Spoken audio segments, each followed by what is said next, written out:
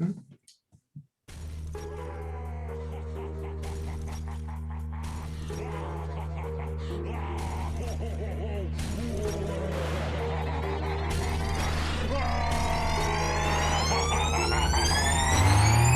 we straight chillin', serial killing, pre-cold villains on the mic, got you reeling.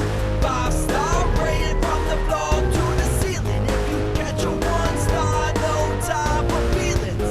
Got a demon DJ on the ones and twos, by the name Beelzebub, so don't get confused. So grab a seat by the fire, roast them all over two, and prepare to hear the legend of the straight chillin' crew. What up, nerds, and welcome to another twisty episode of Straight Chilling, the weekly horror movie review show where you chill and we kill, slice, dice, and chop up yet another horror movie. My name is Bob. I'll be your host for the evening. This is episode number 312, recorded Monday, March 29th, 2021. Tonight, we're going to be talking about The Sixth Sense. Before we get into it, let me introduce everyone else on the show. First up, calling in from Washington, D.C., we got our boy Randy Gandy G. Landy. What's up, man? Hello, gentlemen. What's going on, gentlemengs and ladydangs? I don't know. What's the feminine of that? Did we ever figure that out? Womangs. Womangs, of course. Okay. Femangs? Femangs. Femoids. That's what the fucking incels call it. Let's not adopt that one. Yeah, hi. That's the longest way to say hi ever. Hello. Howdy do, everyone. Everyone. We're happy to have you here, Randy. Next up, calling in from the Saxonville, Florida, we got our boy Soju. What's up, man? What up, bitch? Your boy Spruce Willistains. That's my fairy name. Always has been, always will be. Always. Everybody. When you say fairy, I mean, you're talking about like Fern Gully, right? That's Dude, where we're at. there was one like event me and Bob went to. It was very proper, and somebody was giving a very important speech, but they introduced it in a way it was like, hey, my name's like Jessica, but my fairy name is blah blah blah. And I was like, dude, my fairy name is Spruce Willis, and that's been my fairy name ever since. Nobody knows why, but okay. Spruce Willis, baby. Last but not least, joining us on the podcast once again, let's give a warm welcome back to the show, Danielle. How are you doing, Danielle? Hello, I'm good. I don't have a fairy name, but Yet. if I had a fairy name, I want it to be something to do with Rocky Horror Picture Show. So someone make it up for me. Ooh. Okay. Anybody. I don't know. By the end of this show, you'll have a new fairy name. All right. It's going to be abundantly clear if we try to do that how not comedians we are. So let's give us some time on that one. We ain't improv stars over here. Yeah, a we'll get little back to while. you. We'll get back to you on that. Okay. Danielle, thanks so much for sitting with us again. And where are you from? What are you doing? You do a lot of spooky things, and we want to know what they are. Why don't you inform the people? I do some spooky things. Well, I'm from the Bible Belt, so that's spooky enough. Yes. I'm in Missouri, and it sucks. But on the interwebs world, I'm from Ghoulish Media. I do some corresponding. And I actually, this is new and fun and fresh and exciting. I'm going to be having a little like section on ghoulishmedia.com on found footage movies because I love them and they're my favorite. And I'm working on that right now. So it's like secret, top secret. But yeah, that's what I do. I'm pretty much the best thing that's come out of Ghoulish Media, if I'm honest. Oh, wow. Agreed. So much Claiming better that than golden ring. I love it. better than that Anthony dude that walks around strutting his stuff. So much better. I'm trying to fist fight Anthony, if you can't tell. So Oh, yeah. I mean, let's see that showdown. That's a good fundraiser in and of itself. yeah. Nice. Well, thanks again. I'm looking forward to your found footage column there. I'll be checking it out for sure. Yeah, I don't think found footage gets enough love, so Yeah. I'm going to give it all of it. Do it. agree. Before we get into the main event, let's tackle some housekeeping really quick. This is your final reminder that our April poll pick is currently posted on our Patreon website. If you support us at the $5 level or above, you get the chance to vote on a movie we're talking about this April. The theme for April is Frights of Spring. In the movies you can vote between our Invasion of the Body Snatchers from 1978, Troll 2, and The Wicker Man from 1973. Bob, Juice. how those Juice. numbers looking? Ask Rob about There the you go. numbers. Ask me your question. I'm working on this fairy name. What do you want? from me? Yeah, you are. Important stuff. Mhm. Well, The Wicker Man is still ahead, but just by like a single vote. Body Smashers is right there, and Troll 2 is a couple behind. So All right. yeah, you got a couple days left to vote. Make sure you get all your votes in before April 1st, and we'll see what we're talking about. We'll know in 3 days. We will very soon. It's that spring time. All right. Sprang the Mang. You're welcome. That's pretty much all we got going on over with Patreon. You got anything, Juice, going on YouTube, Twitch? I don't think anything new. I can't remember if I mentioned it last week or not, so I'll just mention it again. There is a new video game review up on YouTube. That is for Little Nightmares 2. That's youtube.com/straight chilling podcast. And if you didn't know, we have some exclusive content up there, one of which is our horror video games. Sometimes we do playthroughs. Sometimes we do actual reviews of the game. So if you're interested in Little Nightmares Deuce, you can check out some gameplay and a full video game review up there on our channel. Yeah, Danielle, have you played that yet? Oh yes, we played that in one go, one sitting. Yeah, it's a pretty short little Yep. guy. It's pretty good. It's so good. The whole series your is runtime? good. About 5 hours, I'd say. Yeah, it's about a That's a nice 5-hour tight game. package. I like that. Yeah, Toy package. yeah. Each level takes Toy. about like 45 It's a minutes real ish. Yeah, Yeah. to an hour. Yeah. Yeah, it's a solid game, so you can check that out if you're interested in horror gaming. Other than that, I believe my house is clean. I got one more thing to drop real quick. We just released a new episode of Let's Get Physical Media last Tuesday. We talk about our February pickups, which there were a lot of solid choices, some solid cuts in there. So if you are interested in Blu-rays, 4Ks, collecting physical media at all, you can check out Let's Get Physical Media anywhere you get your podcasts. Slam us into your ear holes. That's it. I believe our house is officially clean. House be clean. This house is clean. And now a word from our sponsors.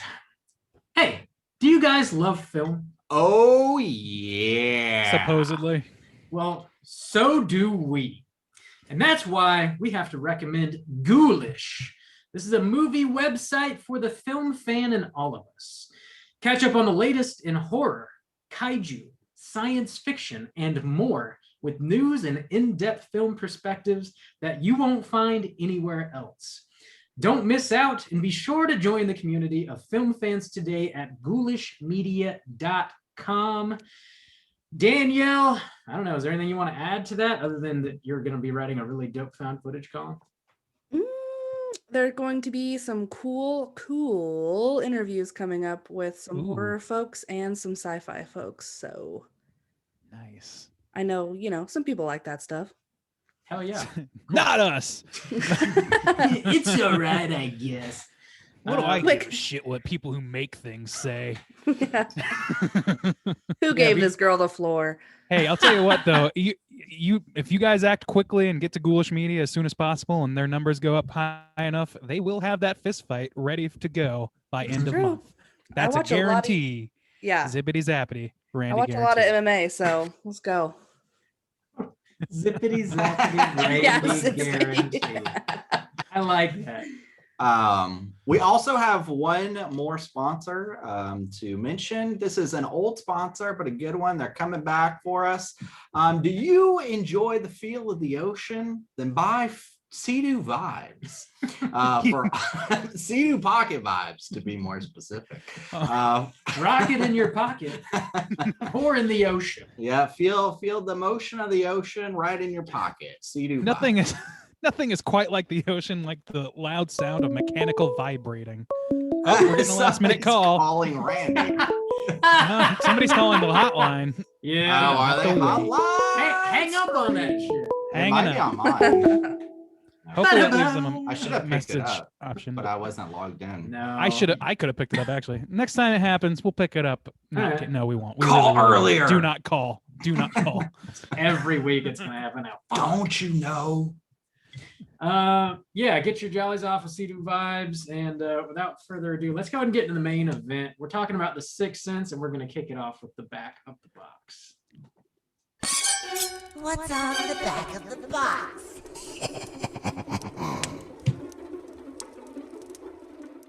Bob, you got this box? I know you do. Is it baby blue? Yeah, I got it on the baby blue. It's over there somewhere on the shelf. I know because we watched it together. Are you going to read it off of the box? Oh god, He never does. He It's never all the way does. over here. Yeah, Like, we make a promise to our listeners, and you are fucking us up. He's got a Shyamalan Bob. trip split, I'm baby just blue. gonna, No. I'm gonna read the back of Bob, no. Unbreakable No. instead. Bob, no. This is it's got some words on it here. Oh my lord. All right, back of the box here. When Dr. Malcolm Crowe, a distinguished child psychologist, meets Cole Sear, a frightened and confused 8-year-old, Dr. Crowe is completely unprepared to learn what truly haunts young Cole. As the depth of Cole's incredible sixth sense is discovered, both Dr. Crowe and Cole are led into intense and mysterious encounters that have unforgettable consequences. Gentlemen's, have you seen this before? Would you recommend people check it out? Danielle, why don't you kick us off, please? Okay. Yeah, I hadn't seen this since I was like 12 or Wow. like 11. Yeah. Way too much for an 11-year-old. I remember being scarred by this movie, but I hadn't seen it more than clips here and there, or like knowing the three big things from the movie that everyone talks about. And so when I revisited this time, I was like, wow, this movie's way different than I remember. As far as recommending it, if you're looking for a super scary horror movie to watch, like you're like, I'm going to show someone a horror movie, this one's probably not it.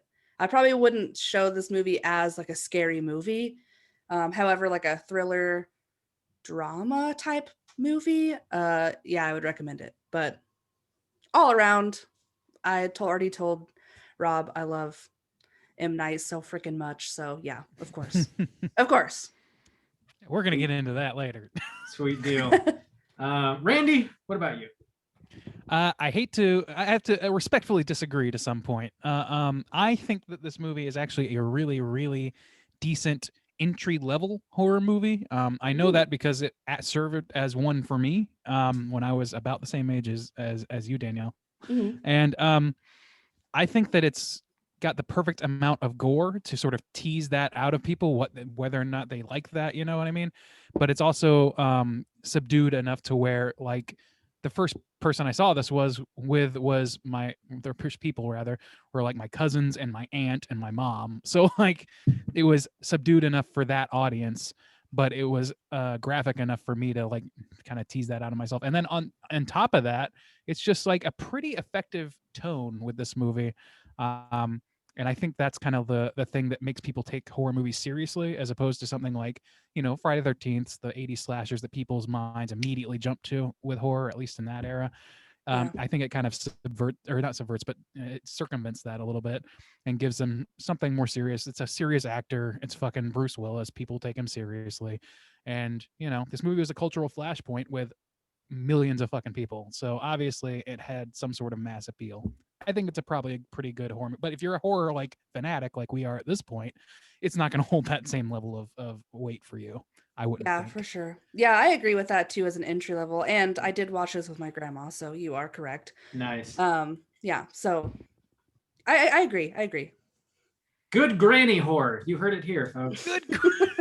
Man, Shyamalan's really got a thing for granny horror. I think. Cornered the market for granny horror. Juice, what about you? I had seen this before. It's been a hot minute. I agree with Randy. I originally watched this when I was younger as well, with my grandparents in the theater. So that's Damn. funny. That's funny. I think And that's probably a byproduct of us being the age we were at that time. Probably. yeah, I Juice. guess so. But also, like, I guess the cultural impact, because I do feel like, at least when this came out, this was some hot shit and it was a big cultural impact. So, if nothing else, I would recommend it for that. I think it does have some good horror merit. It didn't, as watching it older now, there were things that, you know, it didn't affect me as much, definitely. So it's not hardcore horror or anything like that. But I think it's interesting coming from its time. It's a good like family horror in a way. Like Randy was kind of saying, it kind of covers a large spectrum while still having some cool horror elements. So I feel like a lot of people can watch this. So yeah, I would. And also, it had such a cultural impact that it's just one of those movies that you should see to know. Like, I don't know. I just feel like if you're gonna watch any Shyamalan movie, which, you know, he you know, his name, you know, holds weight in, you know, the film community and stuff like that. So like, you should watch this movie. This should be the one you watch. Your mileage may vary, but yes. Yeah. So yeah, I would recommend. Bob, would you recommend? Had you seen it before? Yeah, I'd seen this movie again, like all you guys said, when you were like, you know, 12 or so was the first time I watched this movie. And at the time it scared the daylights out of me for sure. Not so much now. Now that I'm a little bit older, the emotional stuff resonated with me a little bit harder than it did as a child. You know, you feel for the mom and like, you know, she's trying to help her struggling son and stuff. So that I appreciated more this time around. So it's interesting. There's sort of something you can pull from this, regardless of what age you are, I think, and regardless of like what sort of horror hound you may or may not be. I think there's kind of something there for everybody, which is probably why this was such like, why it carried such a cultural impact. You know, also this was sort of the birth of like the Shyamalan twist and that sort of infamous nowadays. But I think it's cool to look back at movies that came out when we were kids, that sort of moved the needle culturally and ponder on them now, like 20 years later, and see how they hold up. See if they're worthy of revisiting. I think this one is, and I do recommend seeing it if you haven't already. And if you somehow don't know the end of this movie, we're going to spoil it, and treat yourself. Watch the thing without knowing what happens. If you're like one of the 10 people in the world that don't know how this movie ends, check it out. When y'all were kids, by the way, I want to clarify. Right. I'm sorry. You said you watched this in theaters with your grandparents, I believe. Yeah, Is it a absolutely.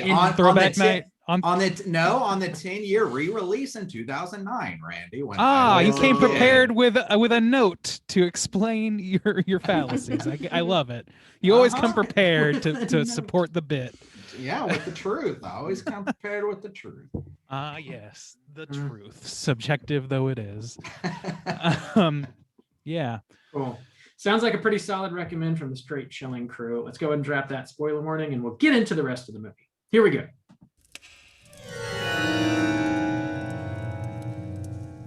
Spoiler warning.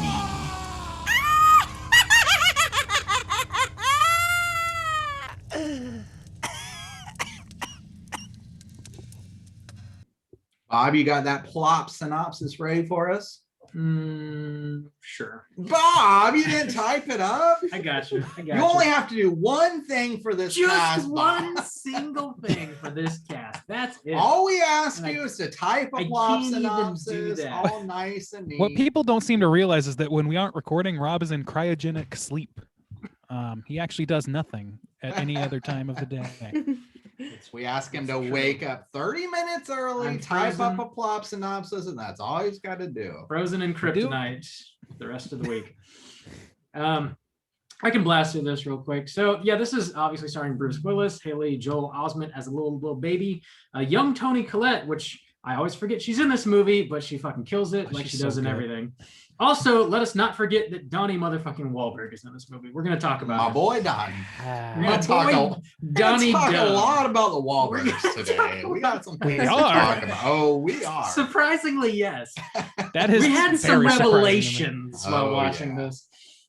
Did you realize there were multiple Wahlbergs and not just one? No. No. I know. Just okay. so much more than that. But so yeah, Bruce Willis, he's this child psychologist. The movie opens up with one of his children that he treated growing up, and I guess not getting over whatever was tormenting him. Name is Vincent. Name is Vincent. So this guy is probably like in his early 20s now, breaks into Bruce Willis's house, and he shoots Bruce Willis, and then shoots himself in the head. And then we kind of have a cut scene there, title card, and then we see Bruce Willis, and he's sitting on a bench across the street from this little kid's house. That's Haley Joel Osment's character. He walks out of the house, and Haley Joel Osment is a troubled youth. His mom's not totally sure what's wrong with him, what he's going through. So Bruce Willis is there to help figure it out, and starts talking to this little kid. And he's very shy at first, starts opening up. At a certain point, he opens up enough to Bruce Willis and tells him what he's going through. And he says that he can see dead people. He sees them all the time. The dead people are everywhere, but they only see what they want to see. And Bruce Willis is like, well, you know what? Maybe you can help these dead people out. Maybe that's why you can see them. You're supposed to help them out, and then it'll make them go away. So he helps one of them out, and it kind of works, and it's sort of a happy ending. And then at the end of the movie, we find out that Bruce Willis is also a ghosty. He died at the beginning of the movie when he got shot. Yeah, we find out that Bruce Willis is dead at the end of The Sixth Sense, and then we all jizz in our pants. Yes. He was dead the whole time. I remember whole my time? grandfather being so proud because during the first time we watched it in the theater, he leaned over. Apparently, I didn't know, but he leaned over to my grandmother and was like, in the like halfway point, was like, "He's dead." And now it's weird watching it now because we watched it so young, and it's hard to remove that knowledge. But watching it now, it seems so obvious to me now that I feel like Oh yeah. any kind of like somebody paying attention would probably guess, but But it's it's hard also to a say. byproduct of this movie, isn't it? Because It that- is. like, It is. This Yeah, movie, that's why it's like we weird. said, like the word twist meant nothing to me outside of Bop It until this movie Yeah. came out. So like the Two things sorry, started Daniel, in were you saying something? 1999: the movie twist and reality television, and And they're your both life, as I plaguing us understand it. today. Yeah, and yeah, well, not quite, but close. Oh my God, you're sticking to the chronology. I hate you. Okay, Danielle, I feel like you were about to say something. Sorry about that. Oh no, I just thought the Bop It thing was really funny. Well, there's always time for validating it. Yeah, that was very good. We can stop it and I'll validate anytime. Am I still in? Okay, sorry, Yeah. there was a little glitch there for a second. you're having a So little like the trouble. cultural impact of this movie is not to be understated at all. This movie is like I see dead people is the Matrix bullet time of horror. Like it's the Borat My Wife of horror. It's Oh Behave for a horror movie. That's what Damn, this a lot is, of and those movies came out around the same time. but yeah, that's why they Matrix, came to mind. I'm sure, Austin but Powers 97, I believe. Anyway, but it's like this is the overused, overhyped, overparodied line that you saw in every MTV Movie Awards for like 5 years. And on top of that, the other legacy aspect of this movie is the twist. Like people started looking for twists in movies because this was such hot shit for subverting people's expectations. To a fault, it became a cultural thing, as we know now, like because we are so savvy. We're all looking for the twist for years. We were all like, okay, so what's going to be the rug pull? What's it going to be? And is it going to be, and even to the point where he was dead the whole time is like the go-to joke twist. So Yeah. I feel like it's kind of tough to remove our knowledge of how this movie works out in the end, but it's even tougher to remove the cultural impact that led us to look for that sort of thing in the first place. Yeah, to not be tricked. Yeah. It's watching it as an adult, like Bob said, it is different. It scared the shit out of me when I was a kid. It did, and particularly one scene that I thought was coming up, but I was in the wrong timing because it's been so long I watched this. But the one where the little girl shows up in the tent, she's like throwing up. I was like almost like dreading that a little bit because it's been a long time. But then when it showed up, I was like, oh, it's just a sick little girl. Like I felt so bad because you for know everybody. the menace is gone, right? Well, yeah, and I felt so bad for almost everybody involved. The only other one, I guess, was kind of the battered woman who shows up in his kitchen. And I think it's just because she's so much bigger than him and like looming over him. And then we get the one which was a good tease in the closet dude, where that's he gets fucking stuffed in there, scary. but it's mostly because we can't see it. Right. Yeah. And so I feel like if he was able to utilize maybe more of those moments, it could have had even a bigger horror impact. But I still think it's effective for what it's Well, doing. you see that Haley Joel actually can be physically harmed by these ghosts during that Yeah. closet sequence because his mom sees his back is like cut up, which that's what really makes it scary. Like seeing scary stuff is one thing, but knowing that those ghosts can physically harm you, especially when you're a kid, is utterly terrifying. Yeah, that you're never safe. There's no place you're ever safe. Like he's scared to go to the bathroom. Yeah.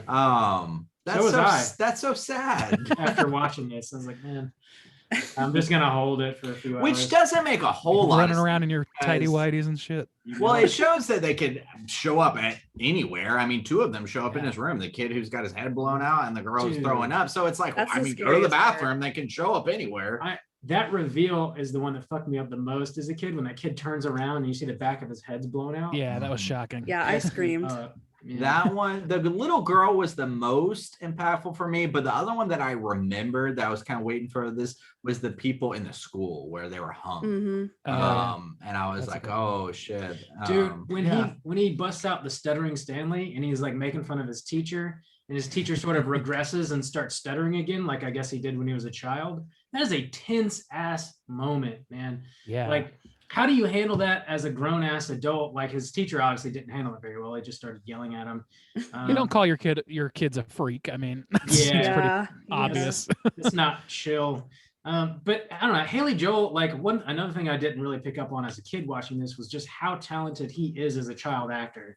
Like you feel for that kid this whole movie. He's going through some shit and you just like want to help him. And you got like weird ass Bruce Willis just like kind of whispering at him a little bit. And like eventually he helps out a ghosty and you're like, okay, there's some resolution, which is nice. But you feel for that kid, man. Like he's Yeah, going I through some agree. shit. Yeah, I and agree there. Oh, go ahead. Sorry. Haley Joel Osment is so small in this movie. Yeah. Like I don't remember how small. I'm like, his head is like he's a baby in this movie. And I just feel so sad. I watched this again for this podcast with my husband, and I was like, hey, I wasn't ready to be sad today. Like this Mhm. movie is sad. And I forgot that he was an adult now. And I'm like, I want to go help this kid. But I'm like, wait, he's an adult now. Never mind. No, I had this like he's definitely I've always kind of like felt for Cole in this movie, and like even as a kid I recognized this kid's like acts older than he is. Even when I saw Yeah. it as a child I felt that way. But who I didn't really appreciate until later in life, and probably I saw this again not that long ago, maybe 2-3 years ago. But Rob mentioned it earlier. I think Toni Collette is so fucking powerful in this, and it's easy to see that like in contrast and in similarity to her role in Hereditary, where it's just so emotionally wrought, but coming from 2 entirely different avenues. She's just like the devoted single mom struggling to get by in this movie, and you really feel that. I feel like, and it's not just because it's Toni Collette. You know, I know her now, but I think she really puts forth like a great performance in this. Mhm. Between the 3 lead, I even think that Bruce Willis, for all like being maybe the big name, but like the lesser performer in this movie, I still think he does a really good job in this. And it hurts me to say that because I don't like Bruce Willis as a person very much. Yeah, but he does a good job in this. I do want to bring up one thing since we were talking about kills earlier, though. The one kill that I don't think we brought up was the bicyclist right at the end. Oh yeah. Oh remember that? yeah. So that But has that's after where you kind of think the ghosts are okay or good. So it's true, not but it's as- still technically a jump scare. I don't think they do the stinger sound really. If they do, it's more subtle, but it's like a bloody person right outside the window Mhm. in a sudden snapshot. Yeah. And Anyway, but that I just wanted to add to that real quick. Like the way that scene is structured is so perfect because like you see the ghosty and it sort of like primes you. You're like, oh fuck, that is a little bit scary. And then they like nail you with the emotions when he starts talking about his grandmother and yeah, how like she wants to tell his mom something and like how she was really there when she was dancing as a child and like she makes her proud every day. That just like fucking I love that scene, man. That's like the strongest scene of the whole movie to well, me. yeah, that's It's- the is mended really good. fence that Good Vincent Lord. needed. You know what I mean? Yeah. Like It Um, sells the whole movie, and the performances are just incredible, man. There was a That- nice little touch since we were talking about Haley Joel Osment's acting. There was a moment I felt really bad for him. I was like, man, he's doing good. And then there was a moment where I was like, maybe he's not doing so good. But then it actually made me realize a cool little touch in this movie that he was doing a good job. But I think this was more of a director's choice, a nice little touch. And I said to Bob, he whispers a lot through the movie. And at first I thought Haley Joel Osment was just kind of stuck in this kind of like, you know, this is how you're supposed to talk. And I was like, well, he's young. And I was kind of able to brush away. But I was like, no, that's a cool touch because he's talking to ghosts. So of course he doesn't want anybody to hear him talking to ghosts, which you don't really know that through the movie until of course you know that he's talking to ghosts. But something I picked up on this time, I was like, man, he's really whispering around. He's got this kind of, he has the same kind of cadence. But I was like, then later toward, I think it was like the hospital scene or something. And I was like, oh shit, he's talking to a ghost and he doesn't want anybody to hear him. So when he's talking at school, when he's talking in his house, of course he's going to whisper. I thought that was a nice little touch. Like just something I noticed this time. Yeah, I I didn't even agree. notice that. That's cool. I going back to the cyclist, there's a story there that kind of made that in retrospect one of the most memorable scenes for me, which is that when again, like I said, I watched that with like a large chunk of family, or like all of my family at least saw it. I can't remember the orientation of that, but at one point my dad always drove me to school, and even in early high school up until I got a car. So he was driving me to school one day, and we're sitting on the road in Jacksonville, Florida, where people don't typically bicycle on the streets, at least at that time. And we're sitting there just listening to fucking morning zoo bullshit, and my dad turns to me and says, "I see dead people." And I went, "What?" And he's like, "I see dead people." I'm like, "What are you talking about?" And he's like, he points behind me, and I turn around, and a cyclist like rolls right by me, like right by my window, and scares the shit out of me. That was like, that cemented that scene in my head as one of my favorites. I just wanted to bring that up because it's a fun moment for me. But Nice. nevertheless, it's Parents are mean. It's so funny to hear you talk about that because I feel like this was such a cultural impact for so many years, even afterwards. Like you could quote the "I see dead people" Dude. at any time, and everybody knew what the fuck you were talking about. One of my foremen at work has that scene where Haley Joel is laying in bed and he says, "I see dead people," printed on the wall at work, but it says, "I see dumb people." of course, yes, the Hot Topic parody level shit. Oh yeah. That shit was everywhere. You could see parodies of that line specifically on like every show on Nickelodeon or some shit, where presumably kids aren't watching this movie. I mean, like they Except were, we obviously, were. but Yeah. like not all of them. Certainly, I don't think that a majority of my classmates at the time had seen it. I think that a chunk of them had, but we all fucking knew that line, and we all knew it was funny when somebody said, "I see dumb people," and shit like that. Like we all knew that. I It's a might have had a flashpoint. shirt that said that. I wouldn't be surprised. I had terrible shirts also. The, But the Lonely I don't- Island with that line that I already quoted, Bruce Willis dead the instant Oh says, "I yeah, jizz in my I pants." just my Like, pants. it's a cultural fucking thing, man, and people still talk about it today. Obviously, we are, for better or for worse, whether you're a Shyamalan fan today or not, he's pretty hit or miss, but this movie was massive for him, and people still talk about it. Well, and it's funny too because watching this, we watched it and we're like, it has less horror impact. And I do think that's true. But another thing we had discussed when we talked about doing this movie. So last week we announced, we're going to watch Kong versus Godzilla, which we didn't realize it didn't come out until this weekend. So we had to change something. But something we have talked about recently is if there's an open spot, or maybe even once a season, making a spot for some classics, because we've been doing this for 6.5 years now. There's a lot of like big hitter ones we haven't covered yet.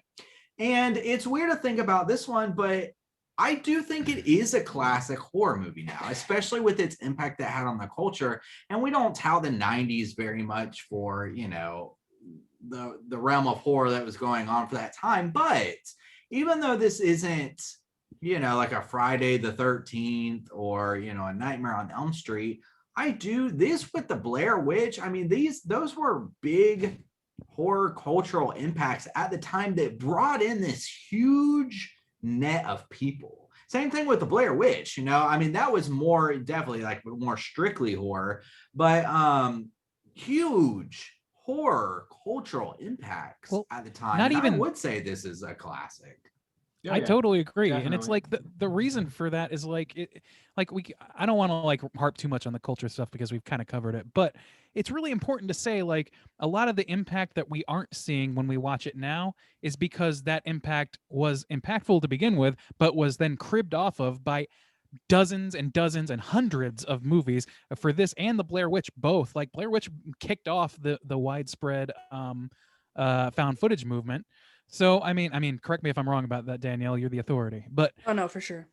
okay, so yeah, like there's that, and then with this movie, the idea of a twist, like these big sort of like storytelling beats and storytelling like medium options, like they opened up whole new genres with these things.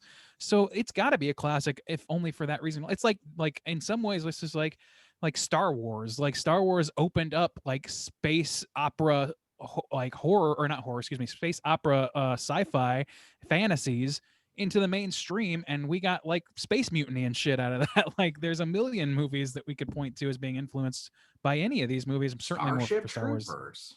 Mhm. Yes, of Yeah. course, of course. They are identical. So yeah, I just want to point that out because like I said, like we watch this movie and it's like, yeah, some of these things feel tropey because they are now tropes because this movie exists. Like, Mhm. I don't know. I think that's important to note, and it's impossible for me to separate 90s horror from this movie. It's just impossible for me. Yeah. Do you guys think that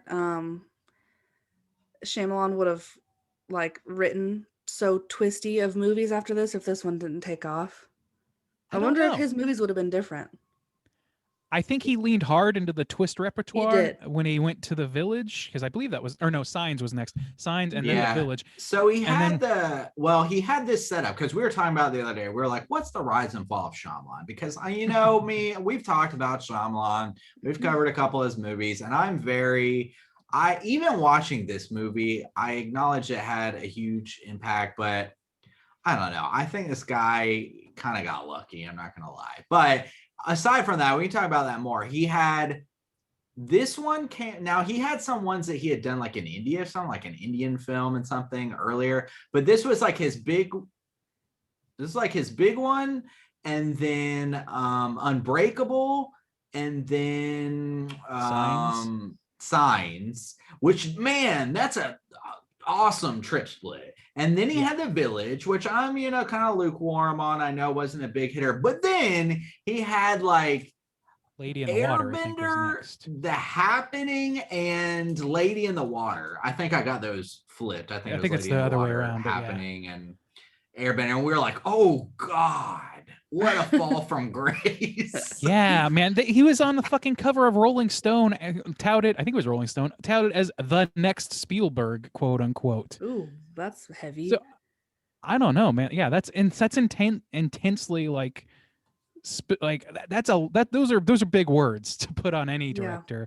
And for him to like, it feels like at the point where he started making Lady in the Water, I think that the diminishing returns of the twist idea and the proliferation of it throughout the rest of the industry at that point maybe led him to be like, okay, so the next movie is going to be something completely different, completely organic. I'm not going to lean on the twist. I'm going to do the opposite. I'm going to lean on something else. So he tried Lady in the Water, and that, I haven't seen it, but it was widely regarded as terrible. It's so stupid. I think. I know, Danielle, you're a big Shyamalan fan. What do you I think actually about haven't Lady seen in the that Water? movie. I have not seen that movie. There's Like, a man everyone in just that said it was movie. bad, so I was like, if there's no twist, I ain't in, baby. No. Yeah, there's a man in that movie who only exercises one bicep.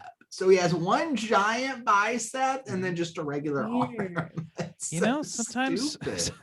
sometimes you gotta have a strong arm, I Stroking think that, arm. like, well, and then like to build off of that though, after Lady in the Water, I believe the next movie was what was It was the The next- Happening. The Happening, which also kind of went back to twisty territory, but at that point I feel like we were oversaturated. It had reached like Walking Dead level 7 or season 7 levels of too much of this. Well, and also Um, that one, if it's got a twist, it didn't have a very good twist. It was like, yeah, it wasn't the it's same. just the plan. Yeah, It's like, I Yeah, mean, it and- wasn't.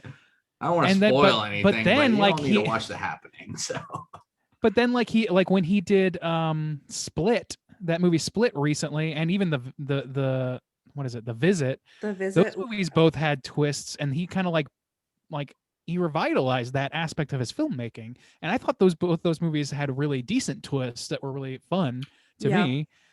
Certainly the tie-in, spoiler alert, the tie-in to Unbreakable with Split blew my goddamn dick right into the dirt. So like I loved that, but it only could happen in a world where kind of the twist thing had already flared out somewhat, I feel like. That's the same as when he made Devil, that movie Devil about the elevator. Right. And he I made feel that. Produced it. or produced it, Okay. and the twist in that movie was just very like, I don't know, make it the person that people don't think. There you It's go. Yeah. it's another granny horror movie. Yeah, It's another Which- one. which I This man- fucking love that movie, so I'm not talking shit, but I feel like the twist was just like, oh, okay, yeah, that, surprise. That makes But- twist sense. Yeah. Mhm. Split, I will say now though, I like Split, and I think it's probably his best movie in a long time. But I didn't see that coming either. I think we all watched it in the theater together. I remember We it definitely did. blew I remember turning to Rob Randy's at, mind. I turned to Rob like as we're like they're talking about the events of the movie on the news or whatever, and I go, "This is a fucking sequel to Unbreakable," and I watched Rob's mouth go from closed to full on dropped. But it was back to like horror roots again, which he kind of had with The Happening. But again, it had a touch of that Lady in the Water where it was stupid. And I feel like he teetered. Damn, sorry. He teetered a Whoa. little bit with The Village, where you thought it was going to be horror, but why a lot of people didn't like that movie is because almost the twist is that it wasn't horror, which was kind of some bullshit. Anyways, that's don't the know. I history feel of like- Shyamalan. I'm very lukewarm on this guy. I feel like even in this movie, I respect it a lot, but watching it again as an adult who's watched a lot of film and horror film, it felt like an early piece of work. The cinematography, and again, it felt kind of obvious what was happening, but it's hard to say because I know. But it did feel a little amateurish. And I Mhm. feel like this guy really kind of fell into a lot of luck. It's clever. But it's not Are you talking about The Sixth necessarily- Sense when you're talking The about Sixth Sense. Yeah, I'm sorry. I'm talking about The Sixth Sense. The movie, yeah, we're covering. I know we were talking about a lot of movies, but yeah, so watching it this time, I felt like, it's clever, but is it an amazing movie? Not really. I saw more cracks this time around, personally. See, I had the opposite experience. I feel, well, not the opposite, but like I felt like this sustained really well. But I think that the things that make it work are not things that you can find in every Shyamalan movie. Like there's the thing that makes this work is strong goddamn performances, a really, I think for the most part, pretty buttoned up concept. Like conceptually, the twist from top to bottom mostly makes sense. There's a few sort of like nagging questions in my mind, but I don't think that they're not game changers sort of things that really affect my interpretation of the movie. And it hinges on an emotional trauma or an emotional like journey for these characters. And like you don't get that shit in The Happening, or if you do, it's really, really hindered by a Wahlberg performance. And I don't know, like you can only do so much with the stock that you're using. You know what I mean? Like there's not. I feel like to whatever extent he was lucky in this, it had to do with the actors and the lack of people doing what he ended up being most famous for, which is the twisty thing. And he also did it in the best way. Like Unbreakable and this movie really, really, I think did that in a strong way. Like every scene with Bruce Willis has some indication that he's not quite of this world if you're looking for it, but not if you're not looking for it. I don't know. I'm trying to think. There was one thing that was kind of a question I had lingering, but I'll come back to it because I can't think of it at this moment. I don't know. I'm gonna pause because I gotta restart my program. So give me 1 second. Oh, okay. I was wondering, man, that echo is fucking me up. Yeah, I didn't want to interrupt the Yeah. conversation though. That's why I had to stop a couple times. We got this crazy echo in our You're getting headphones that echoes? like when I It's a talk, delay. it's like I hear Yeah, I saw myself you talk by a stopping. second delay or something. I was like, what the fuck? That happens to me literally every time I talk to my parents because they refuse to not have their speakerphone on, and Oh, for some reason it God. just does that. Oh man. People love to talk at work because I work from home, so we use like Zoom type Oh. programs, and they just refuse to wear headphones. And they have like all my managers have that like manager tone of voice, and like, "Hey, Sarah, could you go ahead and try to?" And I'm just like, I can only hear that so many fucking times. Hey, would you mind doing your fucking job? Yeah. This is accounts receivable speaking. That's funny. How we doing there, Bob? How much time do we have, you think, for dissection still? All right, cool. Great. All right, great. Maybe they can't hear me. I don't know. I don't think so. I can hear you. I'll give you 4.5 minutes. No, I'm just kidding. Sweet. I've been talking a Let's see lot, who but I called do have more in. to say. I don't want to like overrun Enhance. things. Like The I only always thing- Is do. it Wes? The only thing Rob wanted me to Motherfucker talk Wes? about was Probably. the Munchausen, the Didi and Gypsy. Enhance. Oh, it's Yeah, 2 yeah. p.m. Todd. Oh no. Oh, shit. I think. Is he going on about Oh no, it's a shout out Beef to Todd. O'Brady's or I something? don't know what the fuck they're talking about. Oh yeah, But Maybe it is Todd. I I can't think tell he from muted his me speeches, actually. but I think Like, maybe yeah, I it's see a Todd. mute. He hasn't called in a hot minute. Yeah. can you hear me? We're talking. Yeah. Oh, Can you? I had can to hear us. restart my program. I can hear y'all now. Oh Oh, shit. I could. All right. We were like, I don't think they can hear us. we said some really cool shit. So Yeah, you guys fucked up. yep. Rob, how much time do you think we have left for dissection? I just want to make sure not to overrun. I was gonna say if there's anything like real big you want to touch on, let's hit it real quick, and then we can roll in to the Munchausen by proxy part of the movie, and then we can let Uh-huh. Danielle talk about her experience with that. That sounds good. Did you Yeah, guys want to just- do cover Wahlbergs or is that trivia stuff? That's like just a super funny haha that we can throw in. I have a trivia about Okay. Donnie Wahlberg, and maybe we Okay, can do work it it then. in there. Okay. Let's Okay. work it in Okay, trivia. That sounds good. Because I did Let's- want to bring that up because that was I don't know. I do have like a thought on that, but it's real brief. But it depends. Oh on yeah, you go guys. ahead and share. But I think it'd be funny to break it out during. All right, I think we'll I just got a withhold good it. segue for trivia. Okay. also cue me in for my part because I never know when to talk. Totally. Oh, I'm sorry, Daniel. It's we need hard. to, Okay. we It's need to hard have with some us. breathing room. Yeah, Sorry. Dude, yeah, I'm the worst, so I apologize. we barely No, let no. Bob speak. God knows that's true. Yeah. And that's probably for the best. The best. Bless his heart. Well, You know. twins. Wow. Bless his Wow. heart. Poor old Bob. He just doesn't have No. anything interesting to say. Bless his heart. Oh wow. I'm gonna quit the show. I'm out. I'm out of here, bitches. No one will even notice. I think if Rob quit the show while I was here, I would cringe to death. That'd be so much secondhand no. embarrassment. Fuck you Woo. guys. I'd be Oh, like, Rob, if you want to murder Danielle, now's your Got chance. Gotta do it.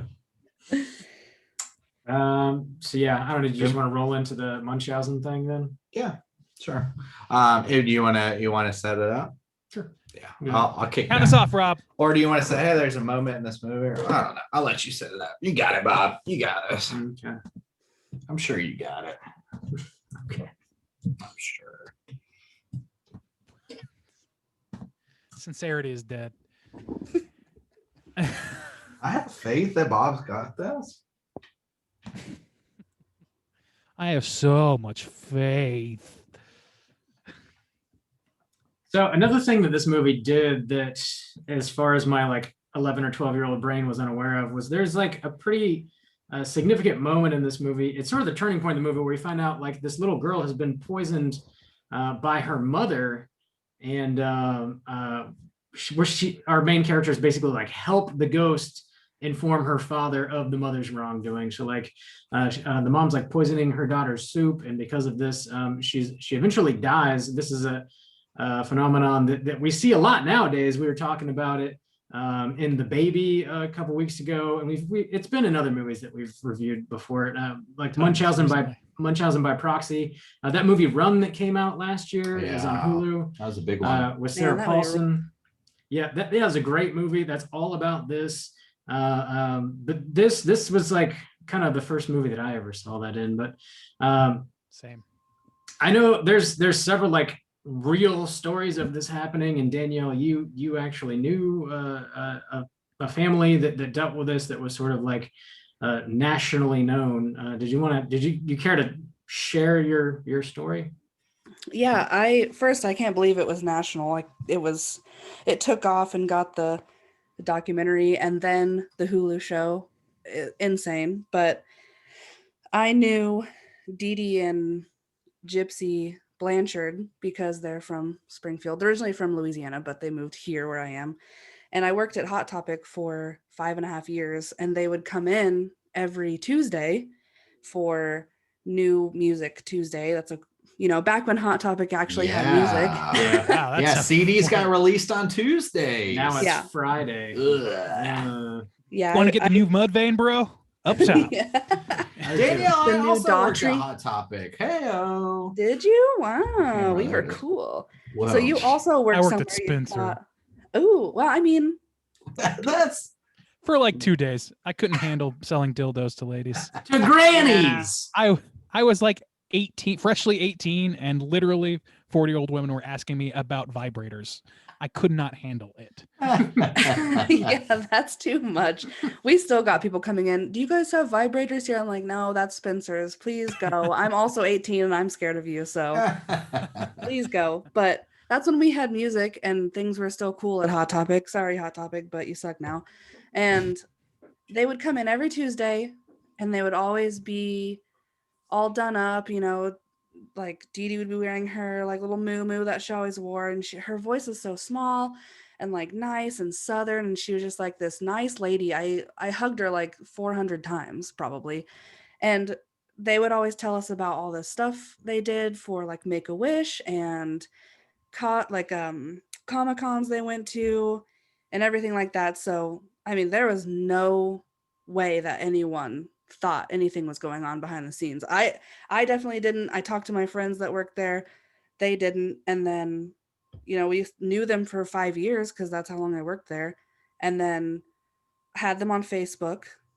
And one day we just started seeing the statuses. And I don't know if you guys know that much about the story, but long No. story short, Gypsy got a boyfriend, told him about how her mom treated her, and then he came down and killed her mom. So he put these statuses up on her mom's Facebook saying, the bitch is finally dead. I did all this stuff. And, my friends were calling me from Hot Topic like, are you seeing these statuses from Dee Dee and Gypsy? And I'm like, I don't understand. And I should have screenshotted them because we could have context, but I was so in shock and we were trying to get a hold of her and all this stuff.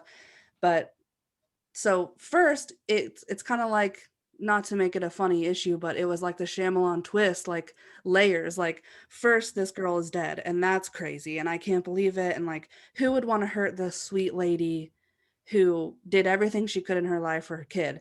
And then we start watching the news, and just out comes Gypsy just walking like normal, and it blew our fucking mind. Because so can you give me a little context? I know the general, like we've talked about it several times because this situation will come up. And can you give me some of the finer details? So when they came into Hot Topic and you knew them as a family, what was she in a wheelchair? What was the situation? Yeah, so she had, I think that she had so much wrong with her that I don't remember, or, quote unquote wrong with her, that I don't remember exactly what, but she was wheelchair ridden, like she couldn't walk. Okay. And she was really skinny and she had no teeth. Wow. Okay. And like, I guess she like most of her teeth in the front and the bottom were gone, but she had like capped teeth, and that was from the medication, just, making her teeth fall out. And then she was bald. And so she would always wear this little hat because she was bald. Okay. And So then it turns out that nothing was wrong with her, and her mom was just feeding her all these drugs and telling her, this is how, like, you're sick, and if you don't act this way, people won't believe that you're sick. So you are, pretend you can't walk. And she would always be holding her hand, which is freaks me the fuck out, because you think, oh, they're holding hands because that's her mom, they love each other. But really, if she started talking about something that could lead to them being exposed, she would squeeze her hand. Oh my God. Yeah, and then The that would, captive. yeah, it would show Gypsy like, stop talking about this. And So did she get what now that her mom's not feeding her drugs? Has she gotten better or whatever? yeah, watching the court case on TV, she just walked out. This was a few months later when I actually saw her like on the documentary, and she had long hair. They had like given her fake teeth. She was talking normally because she thought she was, her mom was telling her she was 14, 15, 16 when she was actually 23, 24, 25. What? Yeah, so she didn't know how old she was. That's insane. And so when you talk to her, she's like, wow. "Hello, I I'm gotta look this Gypsy." shit up. Yeah, and she would talk Dude. like a baby, kind of. This And- this whole thing, like that, what was it? The doc? It was Mommy Dead and Dearest, right? Yeah, HBO thing. yeah. I've seen that like 3 times. Becky is obsessed with that story, by the way, and she's going to be thrilled to hear your side of it. But it's just such a dark thing, and it, like, I think that documentary in particular kind of kicked off like the entertainment industry's fascination with this thing. I mean, this is the Yeah. first time I saw it was in Sixth Sense, but Mhm. there's been so many like repeats or so many movies that touch on this. I think because of that story and because of that documentary. So what do Yeah, you guys after- think? Right or wrong? Should the boyfriend have killed her? That's like the. I first I mean, question we probably always should get. have just contacted the police and like gathered evidence. And murder's like never really the answer. Hmm. Even if she's doing something as terrible as she did, like I don't know. You got to man. watch this shit, man, I because don't it's know, Danielle. What do there's you think? there's circumstances involved. Yeah. Okay. I have not seen the Lot of documentary circumstances. and know basically what Danielle just said. Like Oh. I don't know much about this at all. Yeah, that's pretty much the first thing that people ask me when I tell them, like, isn't it crazy that I knew them for the past, like, for 5 years, every Tuesday they would come in. And Yeah. the first thing they would ask is, do you think that Gypsy should be in prison? Because she's in prison. I don't remember how long Wow, she got. she's in prison too, huh? Gypsy's in prison, Yeah. and I don't think that is the correct call, because she's going to go to prison and then she's going to get out and then she's going to be lost. I mean, where the fuck does she go? She has never been a real adult. I think she should have Oh. gone to a psych. So what'd she get, like manslaughter or something? Yeah, yeah. It was like conspiracy to commit, something like that, because she like Mm. by the I think the prosecution's big case against her was that she manipulated her boyfriend, her who boyfriend. was Hmm. not he's not like Stable. he's not a high guy. achiever. He's not a stable dude. He's a little bit slower. Like he, Yeah. Mm. He had and a lot of she's learning really disabilities, smart too. considering like her background and how she was held down. If she had been like led to grow normally, she would have been a fully functioning adult at that point. Sure, yeah. Right. Hmm. But- Now, So it's now, thorny. It's thorny. if she had killed the mom, could you argue some kind of self-defense at that point? Do you think she I would have think- gone Depends up on if the she did it scenario. herself? I think it would be different. Like you said, conspiracy. I mean, if you wake up and you're like, I can't take this fucking shit anymore, and you kill your mom, Yeah. that makes, okay, That's still I get it. premeditated. Like It is, I guess, yeah. But getting on the Mm. internet, finding some guy that's you talk Mhm. into Yeah. murdering your mom. I guess if you can get on the internet, you can contact the police and say like this Right. is happening. but whether or not she knew that was an option for like that's the thing is like it's Yeah. really really thorny. I mean, Danielle, Oof. correct me if I'm wrong about that, but It's tricky. No, yeah. Well, and also how how long did she actually know that this wasn't how she was supposed to be living? If her mom was Mm. telling her, This is Yeah. how you're supposed to be, and like we're going. But I mean, like she still thought she was sick. She also That's bought the knife weird. herself and shit like that. Yeah. Like, When did and her brain switch from? I don't know, man. I'm gonna I mean, make it was a personal particularly call brutal and murder. say if somebody was like poisoning me and lying to me, I'd fucking kill their ass.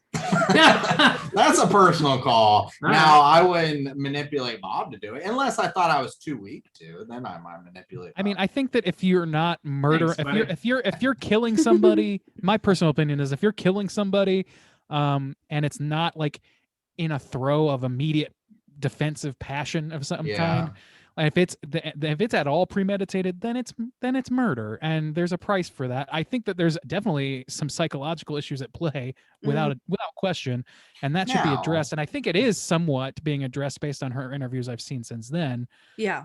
Within prison, but whether or not like that's entirely a personal thing, and I can't blame her for being upset or for venting to a boyfriend or for even like fantasizing about this other world where she could be free by killing the evil stepmother situation.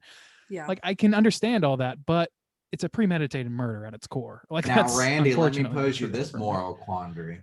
Now, you said no matter what, if you can like think about it's not in passion, then it's murder. Now, however, what if, like, let's say she didn't have the internet access and didn't move through her boyfriend or whatever? Mhm. What if she thought about it for a long time and almost like that movie Run, where you're able to concoct this thing to say, like, I'm gonna die or be stuck this way if I don't act. And Yeah. in that act, the mom is then killed in a seek for freedom, but it was planned out. Like, I have to do this, I have to do this. Like, it was carefully planned. Are you still condemning as like a murder? If killing her mom is part of the plan, Yeah. then yes. If it's Mm. not, and it's just a consequence of her plan going sideways or whatever, Yeah. no, that's defensive. Like, I mean, Somewhat. I'm talking about in terms of the law as I understand it.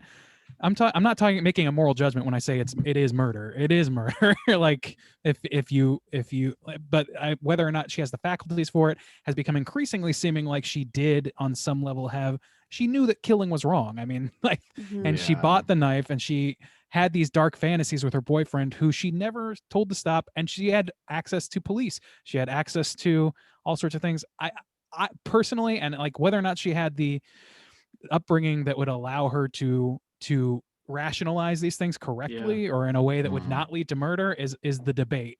And for me, it's not really that much of a question when it comes down to where she should go, because where she should go is whoever's going to best address the problem of here's a person who killed somebody.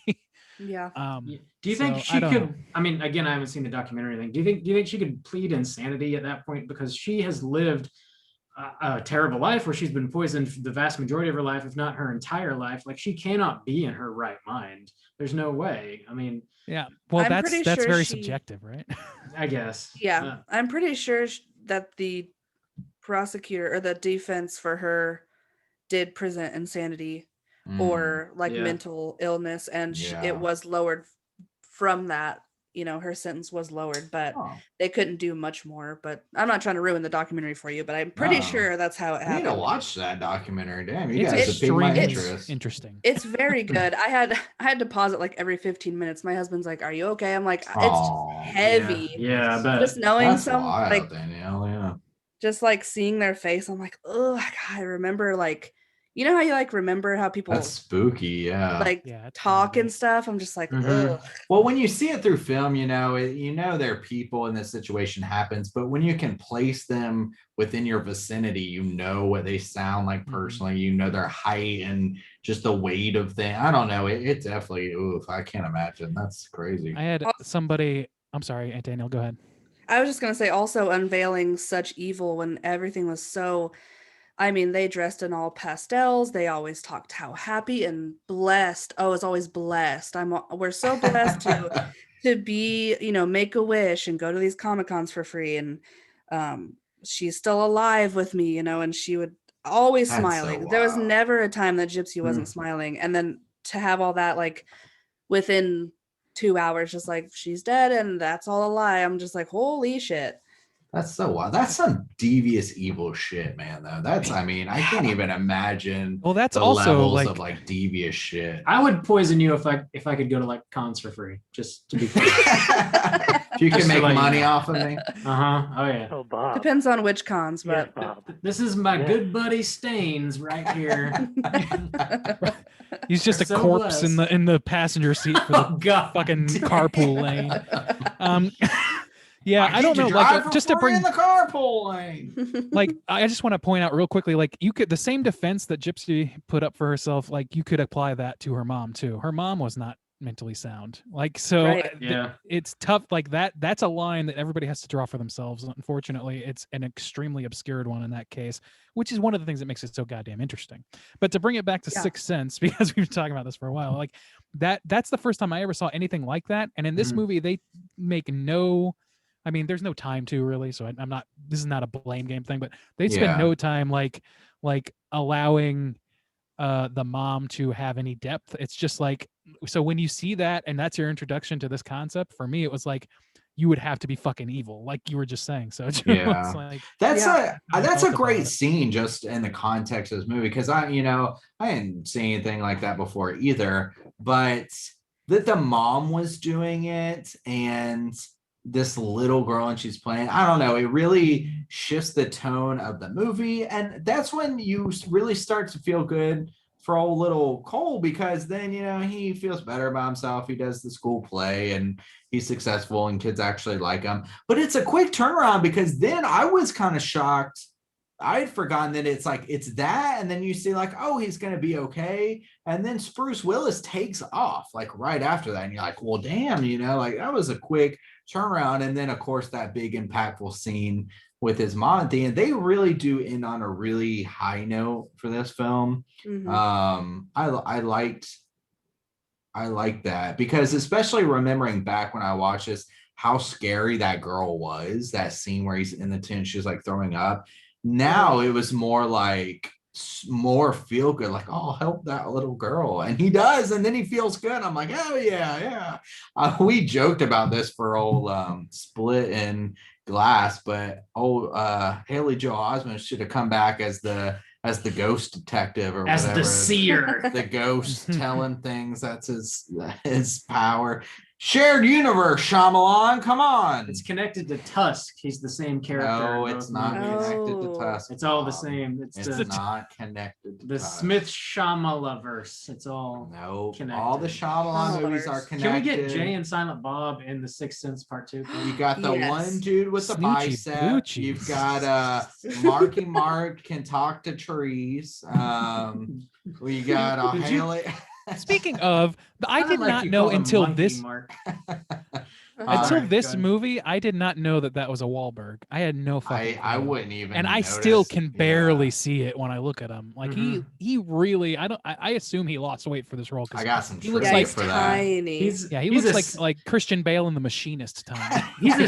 C-string Wahlburger for sure. Oh yeah. we have a joke with me and my husband Nate, and he's any white actor, he's like, is that Mark Wahlberg? I'm like, why do you always think? And so He's just- he just like the baseline white man. yeah. And so I wouldn't get upset, he would change it and be like, that's not Mark Wahlberg, that's Wark Malberg. And so you'd say like if their names backwards. So I was so excited to tell him about Donnie Wahlberg in this, and I'm like, guess who that guy is? And he's like, I don't know. I'm like, that's Donnie Wahlberg. He's like, no, it's not. I'm like, yes, it is. And he had to Google it. He didn't believe me. And I was like so excited that he didn't know. I don't know how I did that at all. I think it was my grandma, but I kept calling him Danny. Even today, I was like, Danny Wahlberg. Nope. Bro, I was like, Danny. it's Donnie. nope. Old Danny. I think he did a great job in this, which I don't say that about Wahlbergs that often. I mean, he didn't Oh, really. he's a do good actor, I anything. think, right? I don't know. I can't think of what else has he been in. Donnie in He was particular. I in don't know. Dreamcatcher and Saw. He was in Saw. Yeah, we were looking this up the other day. Dreamcatcher. He was I in don't the remember many that boy positives of band it. that we were talking about the other day. What's it called, Bob? Oh yeah. Alice like that The Funky song, Bunch? Step by Step. Yeah. Step Was by it the Step. Funky Bunch? New Kids on the That was Block. New wasn't Kids it? on the Yeah, Block. he was New Yeah. Kids on the Block. Yeah. And Marky Mark of the Donnie was? Mhm. No, Mark. What? Oh, was it Mark- Mark? Mark was in Marky Mark and the Funky Bunch, as I True. Yeah. recall. And then Then Donnie So was was that a New set? Kids. Were they both in boy bands? Pretty sure. I don't know. We're I'm gonna have to looking look it this up. I think he was. I think Donnie Wahlberg was in. Yeah, Yeah. he was. He was in New Kids on- I had New no Kids on fucking the Block. idea. Yeah, That- music that is- group. So he was in New Kids on the Block and NKOTBSB, which I guess is New Kids on the Block. On the Backstreet SB. Block. It's the Backstreet Boys addendum that they did. They did Okay. all, they Oh, wow. joined forces. Good I don't know what that is. Lord. Okay. I don't know anything about New Kids on the Block though beyond that because I'm not as old. They as had a some lot of folks, so- hits. Chinese food makes me sick. Oh, ew. You're welcome. That is a very our age joke. Thank you. Randy loved that And shit.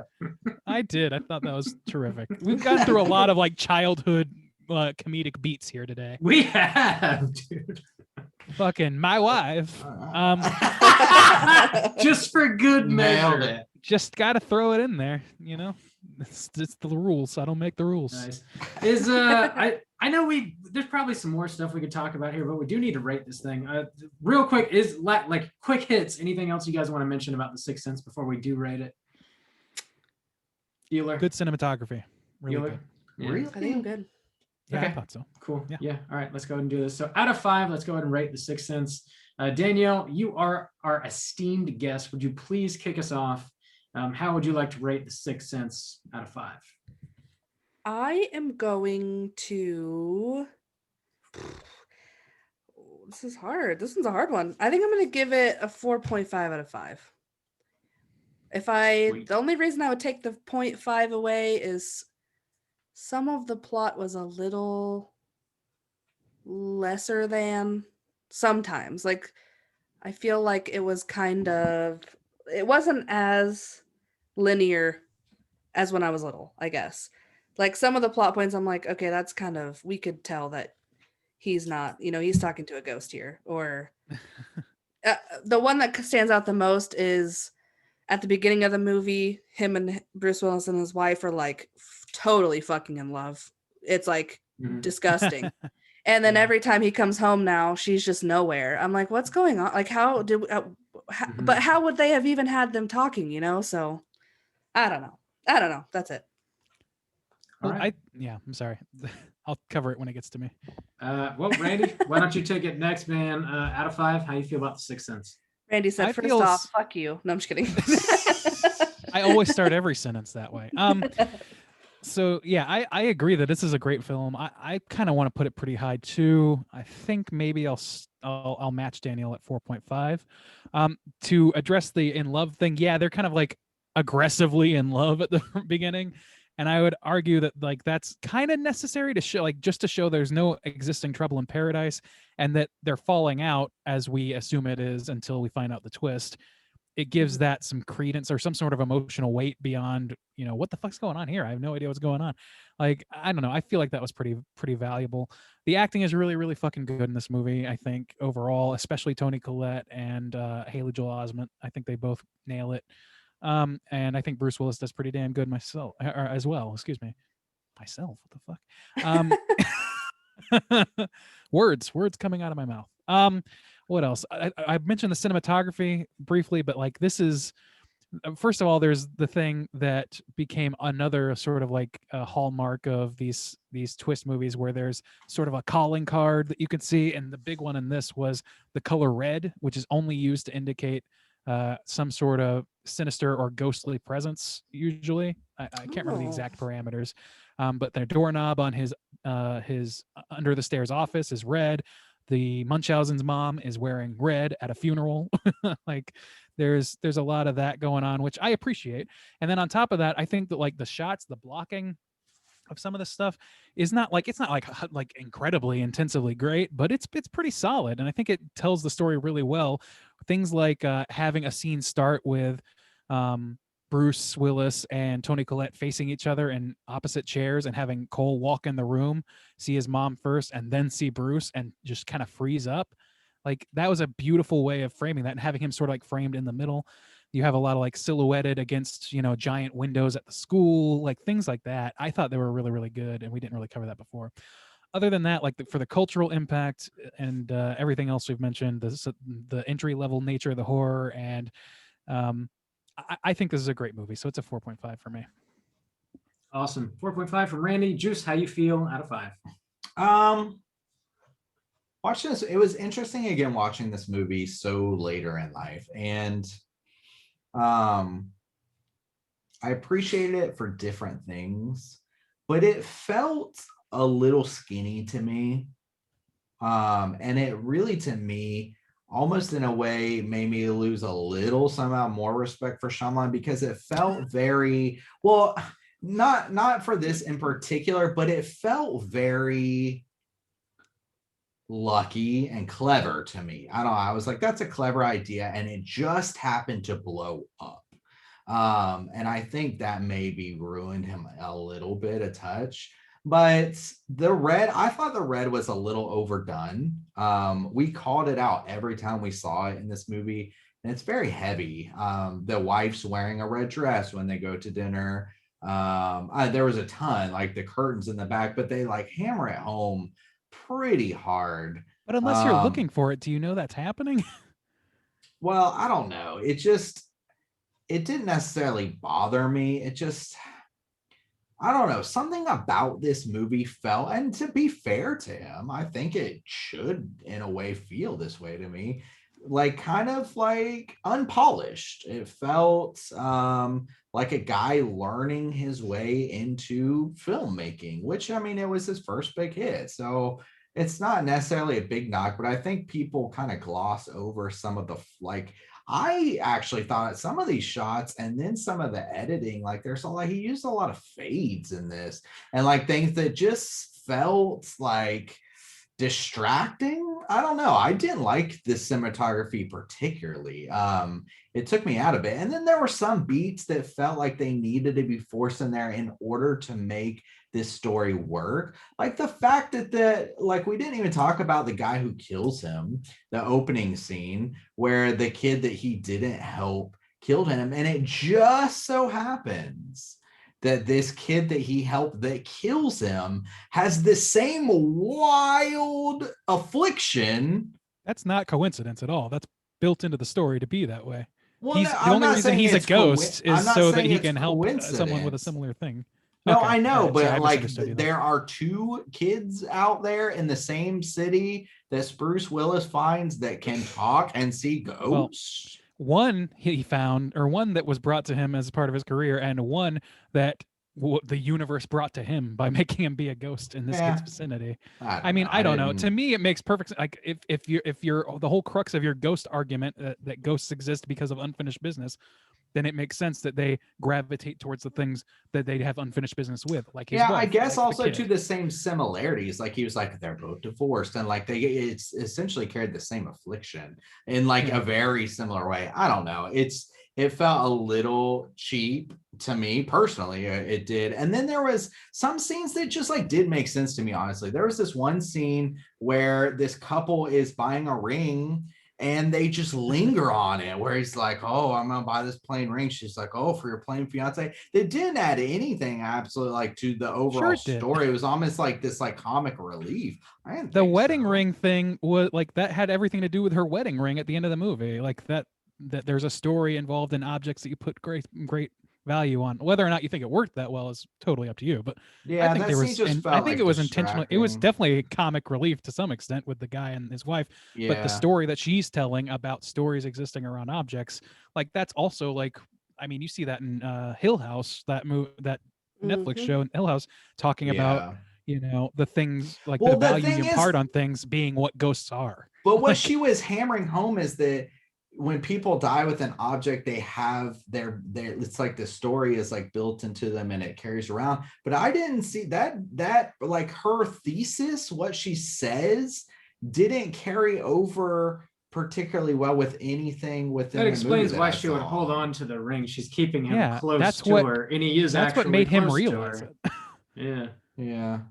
That's makes literally the sense. point where him seeing that ring, his ring dropping out of her hand. There's no reason she would have it, except and like it all came together for him because of that item. So I think that having some So importance he was hinted at tethered to earlier her on. as a but see, then doesn't that come into conflict with like ghosts around because they have unfinished business? It's like, are they No. tethered to an object, or are they here because they have unfinished business? Are those like two it's both. conflicting? Are those like No, two he's not. It's not that the conflicting object. theses? The object is involved with his unfinished business. It's his wedding ring, which they go through great lengths to set up as being the neglected part of his life, whereas his work was the primary function of his life. And his whole thing at the end was him saying, "You were never second. You were always first in everything I did," whether or not Yeah, that's true, or you think doesn't that's that evidence of that. Doesn't that conflict with his whole overall unfinished business? He didn't spend any time with her. That's He spent part of the all unfinished business. fixing That's Sing the with his unfinished business kid. part. Yeah. It's him coming. It's him. telling her him- that she was never. But she was. Eh, Not Even not the in his unfinished- heart. That's the Even only, in the unfinished business, she was secondary. not really. I mean, that's All of his focus went to fixing a child and not his marriage. no. He spent a lot of the movie he spent around his wife as a ghost. I That wasn't an accident. That was great. There was one more thing. Shit. That like really bothered me, kind of stuck in my craw. I know, god damn it. and your rating is. There was Yeah, something for I me. Yeah. know. It's because Randy keeps bumping in, that's what Totally. Randy Yep, always cuts totally. in. have no I'm control.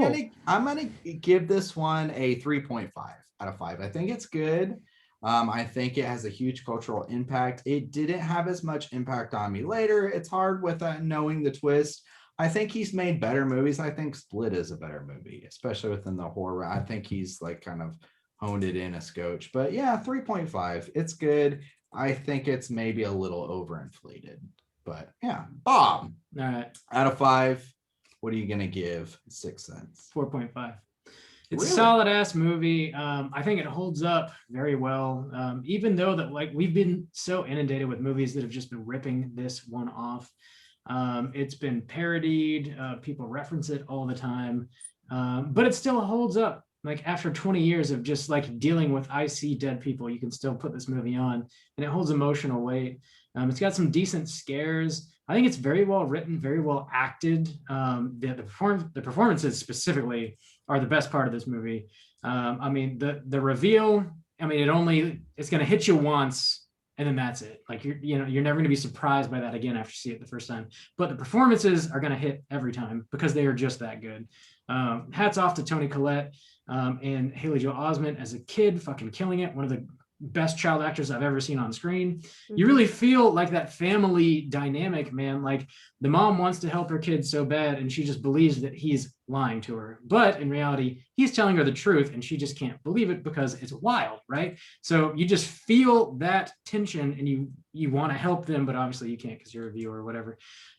It's a solid ass movie, man. I don't think it's luck. I mean, if you get a hit that is this big, there's always going to be some sort of element of luck because you can make a phenomenal movie, but if nobody sees it, then you might as well just not have made it, right? Yeah. So, I mean, there's always going to be an element of that, but I think this is genuinely a well-written, directed, and acted movie, and that takes a lot of skill and preparation and talent. And I think Shyamalan has that, despite him making 50% shitty movies, basically.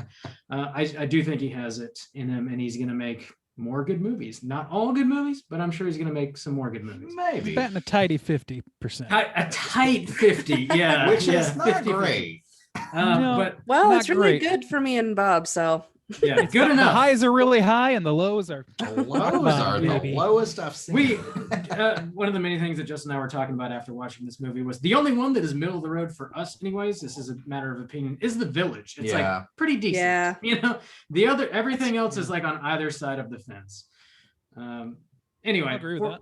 that's 4.5 from myself. That's going to put our aggregate at a 4.25. Let's go ahead and jump into our Rotten Tomatoes segment and see what the critics and users think about The Sixth Sense. Certified fresh to death.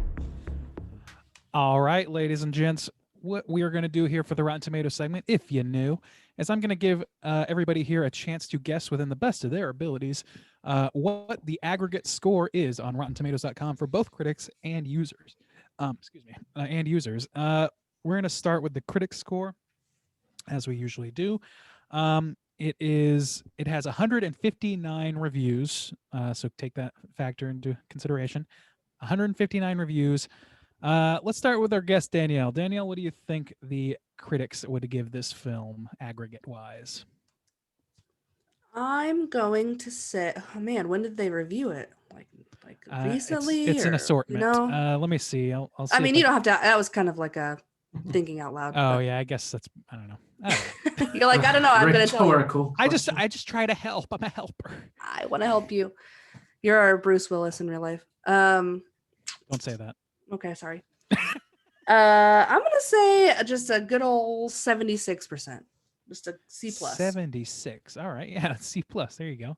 76%. Let's go to Bob. What do you think?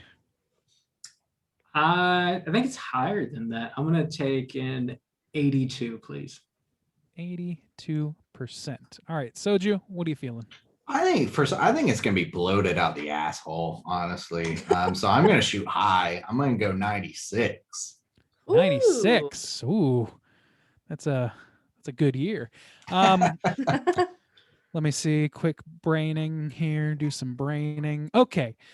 So Bob, why don't you give yourself a pat on the back? You're gonna take it for the critic score this week. You were only 4 off, the certified fresh score being 86%. Project? Oh. Can I get Roger. a hell skeet? Bob, I will give you a yeet mesquite No. mesh. No, that's Oh, not what I man. asked for. This at bit all. Oh, is really? never You didn't old. get what you asked for? Mm-mm. Continue with the game. Yes, Randy.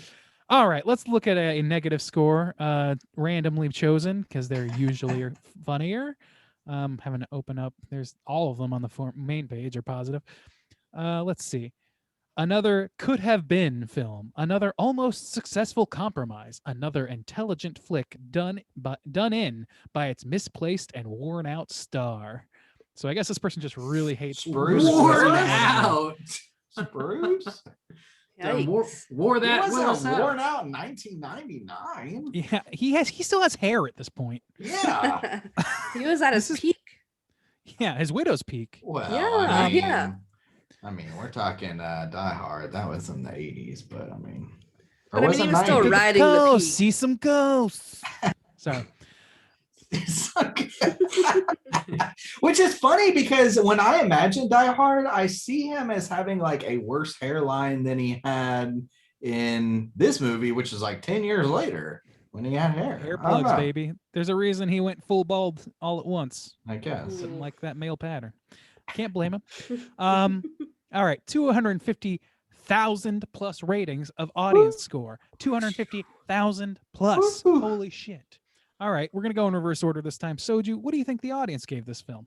I think it's going to be lower than the critics. I do. I don't know you guys are creaming over it, but I think it's going to drop a skosh. So I'm going to take the 69 dudes.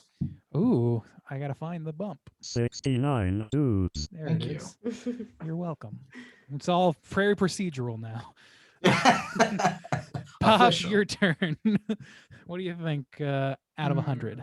I think it'll be higher still. I feel like it'll be pretty close to the critics, maybe a little bit lower. Just give me my 82 again, please. 82 percentile. All right, fair guess. Danielle, you're our last one. Here we go. I'm going to do opposite as Soju the first time and say this one's probably bloated because of the memes and, well, I guess in the 90s and 2000s it wasn't called a meme, but the jokes, the parodies, people probably still love the shit out of it because of those. So I'm gonna say 93. 93%. Another good year. Danielle, Yes. give yourself a hell whatever you think is best because you're going to take it this Ooh. time. Hey, Danielle. 93%. Yeah. Hey! Ooh. Is that Bob's? Did I get his? No, you got Do- the red. do you the want normal. Bob's? No, Is you that- don't. You let her choose what she Here's- wants. You're going to get the Randy. Rigatoni. There you go.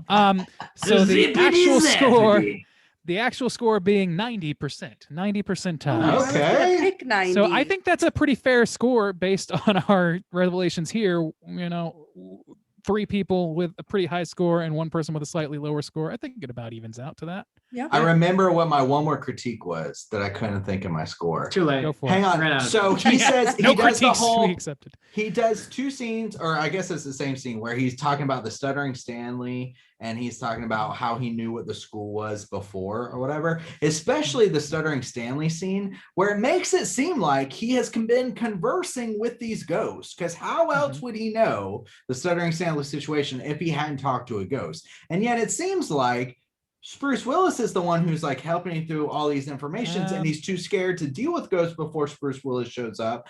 And yet he has all this information that ghosts are giving him, specifically like the stuttering Stanley situation, which means at some point he's become comfortable with some ghosts, which means that would almost like help them move on in some way if he's at least like treating them like a normal person or like getting information from them. I thought that was like a slight slip up there. Does anybody else want to address that? Because I don't- but I've I been don't talking really- a lot. I don't really care. Let's just move on. Yeah, he's the ghosts talk to him, not thinking that he's who he is. The ghosts talk to themselves. When he sees them, they're all over the place saying all kinds of shit. There's a reason that he knows Latin, and it's not because he's talking to them. It's because they talk as ghosts, and he can hear them. That's my read on that. All right.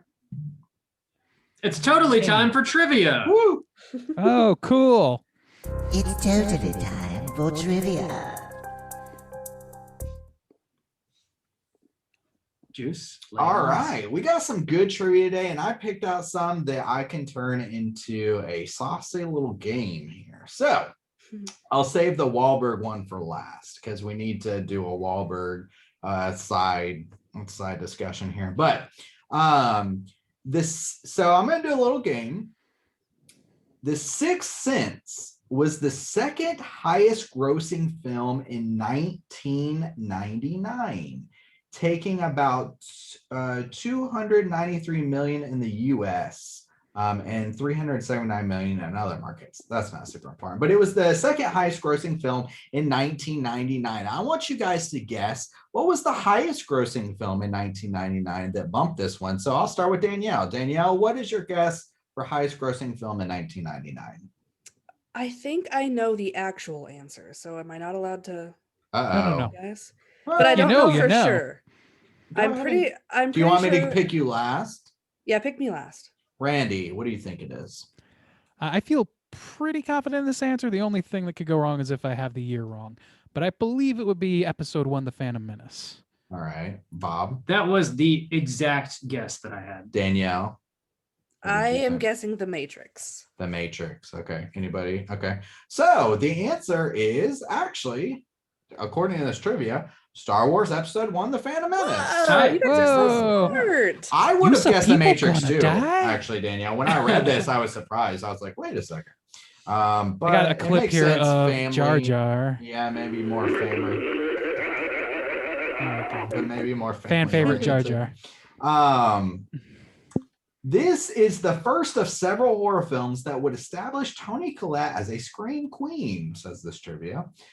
She would go on to appear in this trivia mentions 3 high-profile horror movies. So I'm going to let each one of you guess one. Danielle, do you know one other big horror movie that Toni Collette was in that could establish her as a scream queen besides this movie? Mm, Just one. I don't really know much about Toni Collette other than Hereditary, and that's too late. So, Well, I mean, no, any horror film that she's been in, essentially. oh, well then I'm gonna steal Hereditary because I don't. Okay. I don't know. Hereditary. Randy, Smart money's can on you, Hereditary. Can you guess a second one or another one that might be correct? The only thing that's coming to my brain is not a horror movie, and it's Little Miss Sunshine. I'm having a hard time Mm. coming up with one. It's kind I of. think a I might just have to pass. horrific. Yeah, I mean, yeah, All right, there's pass. some horror in there, but it's a dark comedy. I'll pass because I just don't have a name in mind. Rob, Krampus. Krampus. So the 3 that are mentioned Oh. are Fright Night 2011, Krampus 2015 and Hereditary 2018. So ding-a-ling to two of our contestants. Rob is in the lead with 2 points. There you go. Whoa! We have never scored before. Congrats on being the first champion, Bob. Although you. Cole is supposed to be 9 years old, Haley Joel Osment was not 9. He was a different age. Let's guess what age he actually was. Rob, I'll start with you first. 11. Okay. Randy. I actually think this is going to be the opposite of what it is usually, which is it's usually a little bit older. So I'm going to go younger and say 9. No, Wait, he's sorry, you said supposed to 9. be Sorry, I meant 9. 7. He's not 7. I'm 9. sorry. Okay. Sorry, I got my Danielle. numbers inverted. I also think he's younger just because I mentioned he's so freaking small. Uh-huh. I'm going to say 6. Okay. Rob with another ding-a-ling. He was 11. What? What? He's so Coach Nubs in the small. lead. Wow. Little baby 11-year-old. Yeah. Cole, the kid, and Vincent both have a physical trait in common. So there's something physical about them that is similar to like link them, I guess. Can you guys guess what it is? I'll let Randy go first. I think I definitely know this answer. So should I go last? I want to give others the chance to guess. Sure, you'll go last. Danielle. Do you know? Can you have a guess? The only thing I remember about old Donnie is that he was in his underwear. That is a trait that they share at some point in this film. Yeah. Underoos. Underoos. I don't Fruit of the loom. I don't know. I got nothing. Rob, do you have a guess? Fruit of the loin. See if Randy can. Eye color is my guess. Randy, what do you think it is? I'm pretty sure they both have gray patches of hair. They do. Ah. So Randy's Oh. 2. All right. Yeah. So they do. Cole and Vincent both have a patch of gray white hair, both on the right side of their heads. Vincent's is to the side and Cole's is behind his ear. All right. I think that's all the trivia except for Wahlberg. So last trivia, and then we can do a little tangent here. Oh yeah. Oh yeah. I According was excited to, about this. According to director M. Night Shyamalan, Donnie Wahlberg lost blank pounds for the role of Vincent Gray. How many pounds did Mr. Donnie lose for this? Randy, I will let you go first this time. since you Yeah, have- this will be a total guess for me. Yeah. I don't know what he looked like before. I only know his more recent photos where he's an older man and he's a little meatier. Yeah. But if he was a New Kids on the Block, he was dancing his ass off all the time. So I gotta think it wasn't that much. I'm Yeah. gonna go with 45 pounds. 45. All right. That may be a Don't little. think 45 pounds is a lot. No, I'm a That fat much. guy, so maybe it's colored by that. Okay. Danielle. He was pretty small in this movie, but I feel like he's a small dude anyways. But I feel like if they made it a point to make him like really skinny, it was a lot. So I'm gonna Uh-huh. say like 60 pounds. Okay. Ooh. And Bob.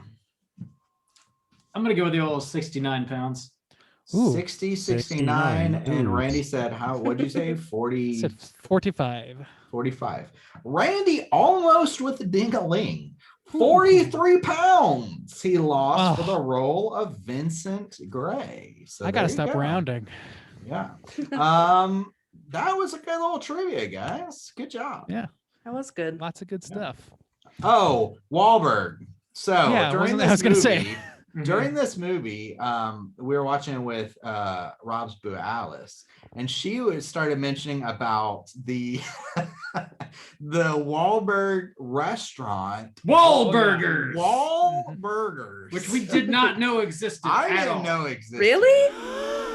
That's a bigger And- twist than this fucking movie. Randy, did you know that this existed? Oh yes. Oh Okay, yes. so I'm aware. you and Daniel both knew This was news to Justin and I. Yeah, I've watched Oh, the yeah. There's a show. reality show. Yeah, I've about watched it. the show and I've bought the burgers. So And it's 10 seasons worth of reality television. 95 episodes. They were 5 episodes away from syndication on Wahlburgers, the reality television And for show. some reason, they just didn't make those 5 extra episodes.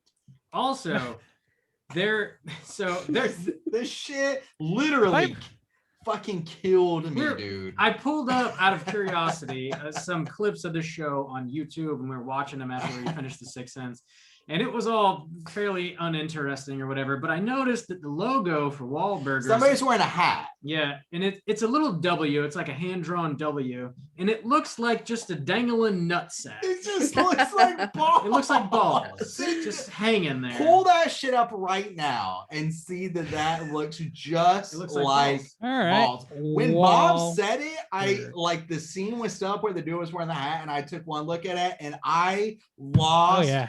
my Yeah. shit. Yeah. I literally couldn't breathe. That shit was so. He had to leave the room. I and, like, had to collect leave the himself. room.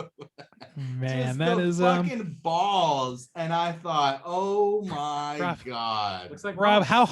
how hard was your fucking your need to go in there and just scribble in a wiener on the top? Dude, I did it! We've been I did it! We were like, how can we turn this I know you into too a well. straight chilling joke to make a fucking t-shirt out of this shit? I fucking know you too well. It It's not looks like fucking I drew nuts. like 3 or 4 different versions trying to see what looked best. cool. Like if it was like a JW or like Or a a C. CW, like how can we make this look like the full package? Oh my god. Rob is that- literally Jonah Hill in Superbad as a child. That's true, Rob's that is entire true. life. a little that fun defines fact about Rob. Guilty as Bob. charged. Ooh, that shit killed me though. I lost my shit. Oh my god, I loved it Yeah. so much. Who would? Side note: is it? I can't imagine a sadder fate than finding yourself watching Wahlburgers in syndication. Thank God the world wasn't faced with that reality. It's true hell, really. We barely missed it by 5 short episodes. Also, there's a Bob Wahlburger we came to find out. Bobby Burger. Bobby Berg. There's 7 All right. fucking Wahlburger brothers, by the way. There's Yeah. a fuckload. Oh yeah. Bob looks very sad in the show, so he Oh, needs a hug. Yeah, I it think. seemed like his mom does not love him. Yeah. Oh, Anyway, that's another Bummer. that's another episode Yeah. right there. So that's trivia. That's trivia. Is there a coder in this movie? Like, if you guys have somebody you want to yeah, nominate, absolutely. we'll roll into it. Okay, Okay, yeah, all right. absolutely. We're All right, talking let's- coder of the week. We got the mom. Oh, Oh, sorry. Straight chillin'. Gooder of the week.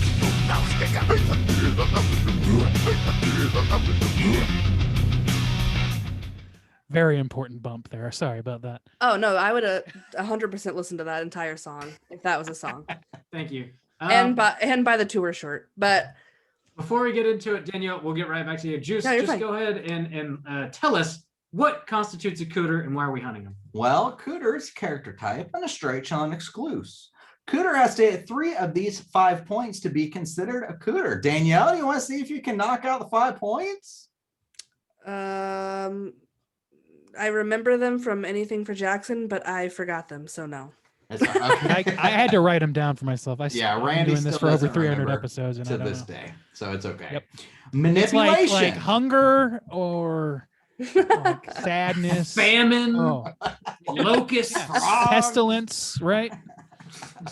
It is manipulation, smug arrogance, sexual deviancy, overall looking attire, and overall patheticness. So, Danielle, you had a strong candidate in your mind. Who do you want to convict as Cooter of the Week? I have a suspicion. I would. Okay, so the first one I said, let's put her on the side table, but the fucking little kid bully, Tommy. the little Timmy? bullies that put him in the closet, Yeah. Yeah. are little mini cooters, dude. All right. I would Tommy have pushed, is- dude. If I was Tony Collette, I would have pushed them bitches right down the stairs. Oops, sorry. All right. Might So even let's sawed see. their head off with piano wire. What kind Yes. of points do they have? Is it the same kid who walked with them at school? Is it the same kid? Oh yes, No. that's him. Yeah. Oh yeah, okay. yeah. So we could say manipulation. For sure, Absolutely. manipulation. He hams that Smug. shit up hard. Yeah, he seems Arrogance. arrogant. Yeah, as fuck. Arrogance. Yeah, He's in got a some commercial and he's arrogance. very, very critical of the school play because of that. Yes. Let's see. No sexual deviance. He's pathetic because he's a child. True. Children are inherently pathetic because they're not strong like You can't us. do shit without me. Oh, just try and just try and feed yourself. You can't. Okay. You're a dependent, says my taxes. Pathetic. All right. Don't give You're a Bob any dependent. children. That is so fucked up. You're a dependent. Does he have any weird look or attire? No, he's a Well, kid. he's a kid, so he's What ugly. is he wearing the So play? he's He wears a dumb. He's the village idiot at the end, so he There wears you like a go. silly hat. That's He wears a silly pathetic. hat. He is It's pathetic that he refuses to read his It's lines correctly because he being- doesn't like being the town He idiot. didn't. Yeah, he didn't make it. Being a bully is pathetic. He's a total fucking. Oh yeah, I agree. Yeah. Yeah, he's a little shit. Insecurity is pathetic, kids. Locking up another kid in a fucking closet he's clearly afraid of. Yeah, it's I fucked think up. All that, right. Yeah, dude, you suck. that's pretty shitty, man. Let's book this cooter. Throw him in jail for life. Yeah, lock Put this that kid coot- up. To Put that rock. minor in the jail cell with all the other cooters. It's a good idea. Oh God, keep him away from Jeremiah Sands. Fuck. Whoa. Keep everyone away from Jeremiah Sands. Yeah, that's All right. So Danielle, did you have any other cooters? Anybody else got any other cooters? I would say the mom that poisoned her kid's a big Oh, cooter. yeah. Okay. He's a big old coot. First, look at attire. Who wears red to a goddamn funeral That's for your fucked up. child? Your daughter's funeral. Yeah. Like you might as well Putting be the wearing the red light J-Lo on? dress from fucking the VMAs with the giant Yeah. tits hanging out or some shit. Like, what are you doing? What are you doing? All right. She's so trying to run train after that funeral, though. She's She's got going another daughter run to the poison. She's too train? busy. Yeah, she's trying to procreate another daughter to poison. Come on, ride that train. Arrogance. Smug and Manipulation, arrogance, for sure. Manipulation. Patheticness. Manipulation. Off the charts. Yeah, okay. That's pretty good. Yeah. Okay. Yeah. Even though Yeah, she's a that's a pretty very good one. I didn't think small, character, but yeah. That's all I Yeah, got. she All right. she I thought doesn't of have any that as- depth to counteract it, but yeah. Yeah. Yeah. As soon as I started this episode, I was thinking of the cooters, and I was like, ding, ding, ding. She's it. That was a great scene because I felt so bad for that dad. That was sold. Dude, he did great as an like Yeah, his he acting did. is really believable too. He did. It's good shit. All right. Good hunting, Danielle. Thank you. Nice. We rounded them Bob up. wanted to skip over it because he can't I- manage time well, but Yeah, me. I'm the one. Thank you. Uh-huh. Hold on, I have Totally. 10 minutes of something to say. Hey, there's another problem I had with this fucking movie. Shyamalan is a real fucking shitty actor. He's always got to put himself in all his fucking movies. Why is he doing You it? ain't I'm Hitchcock, Sham. I'm You ain't just Hitchcock. My name's Justin. That's thanks again, Danielle, for helping us round up the cooter of the week. Let's get into what we've been watching. Hey gang, what you been watching? Hey, Randy, Hey, Bob. what you been watching? Oh my, so much. I'm in fact gonna have to like push off some of this because I've already taken up way too much time of everything. We watched Becky and I watched quite a few documentaries this week. Just randomly started getting in a kick for that. We watched documentary. We watched the first episode of the QAnon documentary that's on HBO, God Which, bless you. Lord.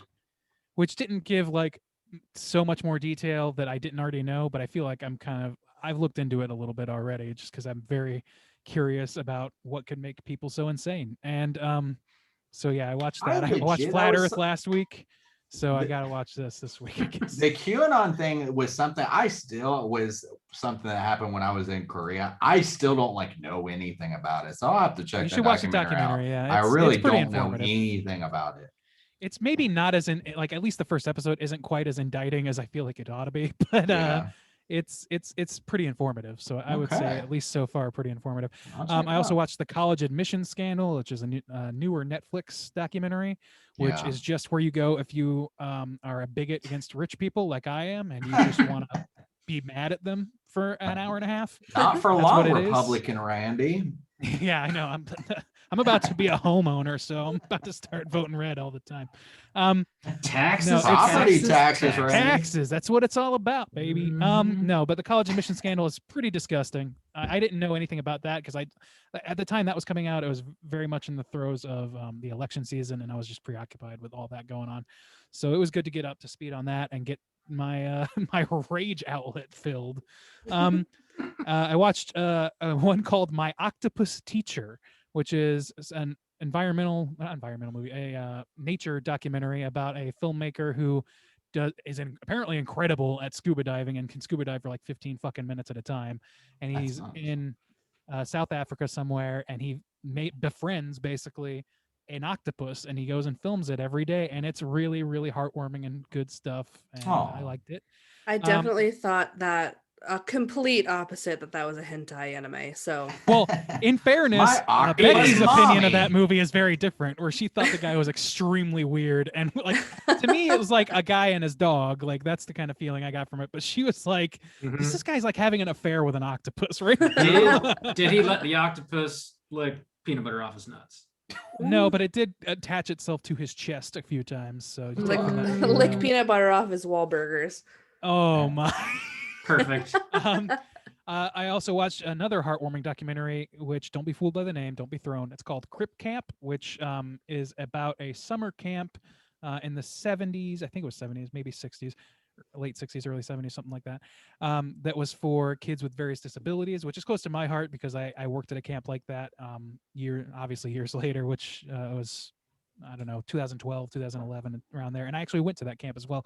And so it's like something I really like am positively positive about or whatever. But they also like went on to, this group basically became the front leaders of a civil rights movement for disabled people. We were talking about Willowbrook last week with Chris. I think it was Chris from Phoenix. Yeah. And that it ties into all that because that stuff came out around the time that they came back from camp and were becoming adults. And at least one of these women that went to this camp became like the Secretary of Health and Human Services or something at some point, I think for the Obama administration or something. But anyways, it was really, really interesting stuff and very moving and I don't know, it was very great. It made me well up. It was nice. Rewatched Godzilla 2014 in preparation for a movie we didn't watch this week. Sorry. And I'll leave off with this, which is I watched a YouTube channel or two of them really, called Scammer Payback and Jim Browning. They're two YouTube channels where these guys basically they field calls or they call into these overseas scammers that scam old people out of their fucking life savings and shit, and they just Damn. trail them along, and then they hack them back, and then they fucking like blow up their shit, not literally, but like they know these guys' names, and they're freaking them the fuck out, and it's Schadenfreude to the T. It's great. And it also, obviously, they turn in information to the police and shit like that. So a lot of these guys get shut down. That's cool. One guy literally like pinpointed where these guys' offices were, Jim Browning, and he gets like he takes over their cameras and is watching them scam people and shit. Damn. It's Wow, nuts what that's he can cool. do. Damn. Yeah, it's vigilante justice done Hell yeah. mostly right, and I approve of it. It's good stuff. I'll leave it at that and talk about other stuff later. Solid. Hey, Danielle, what you been watching?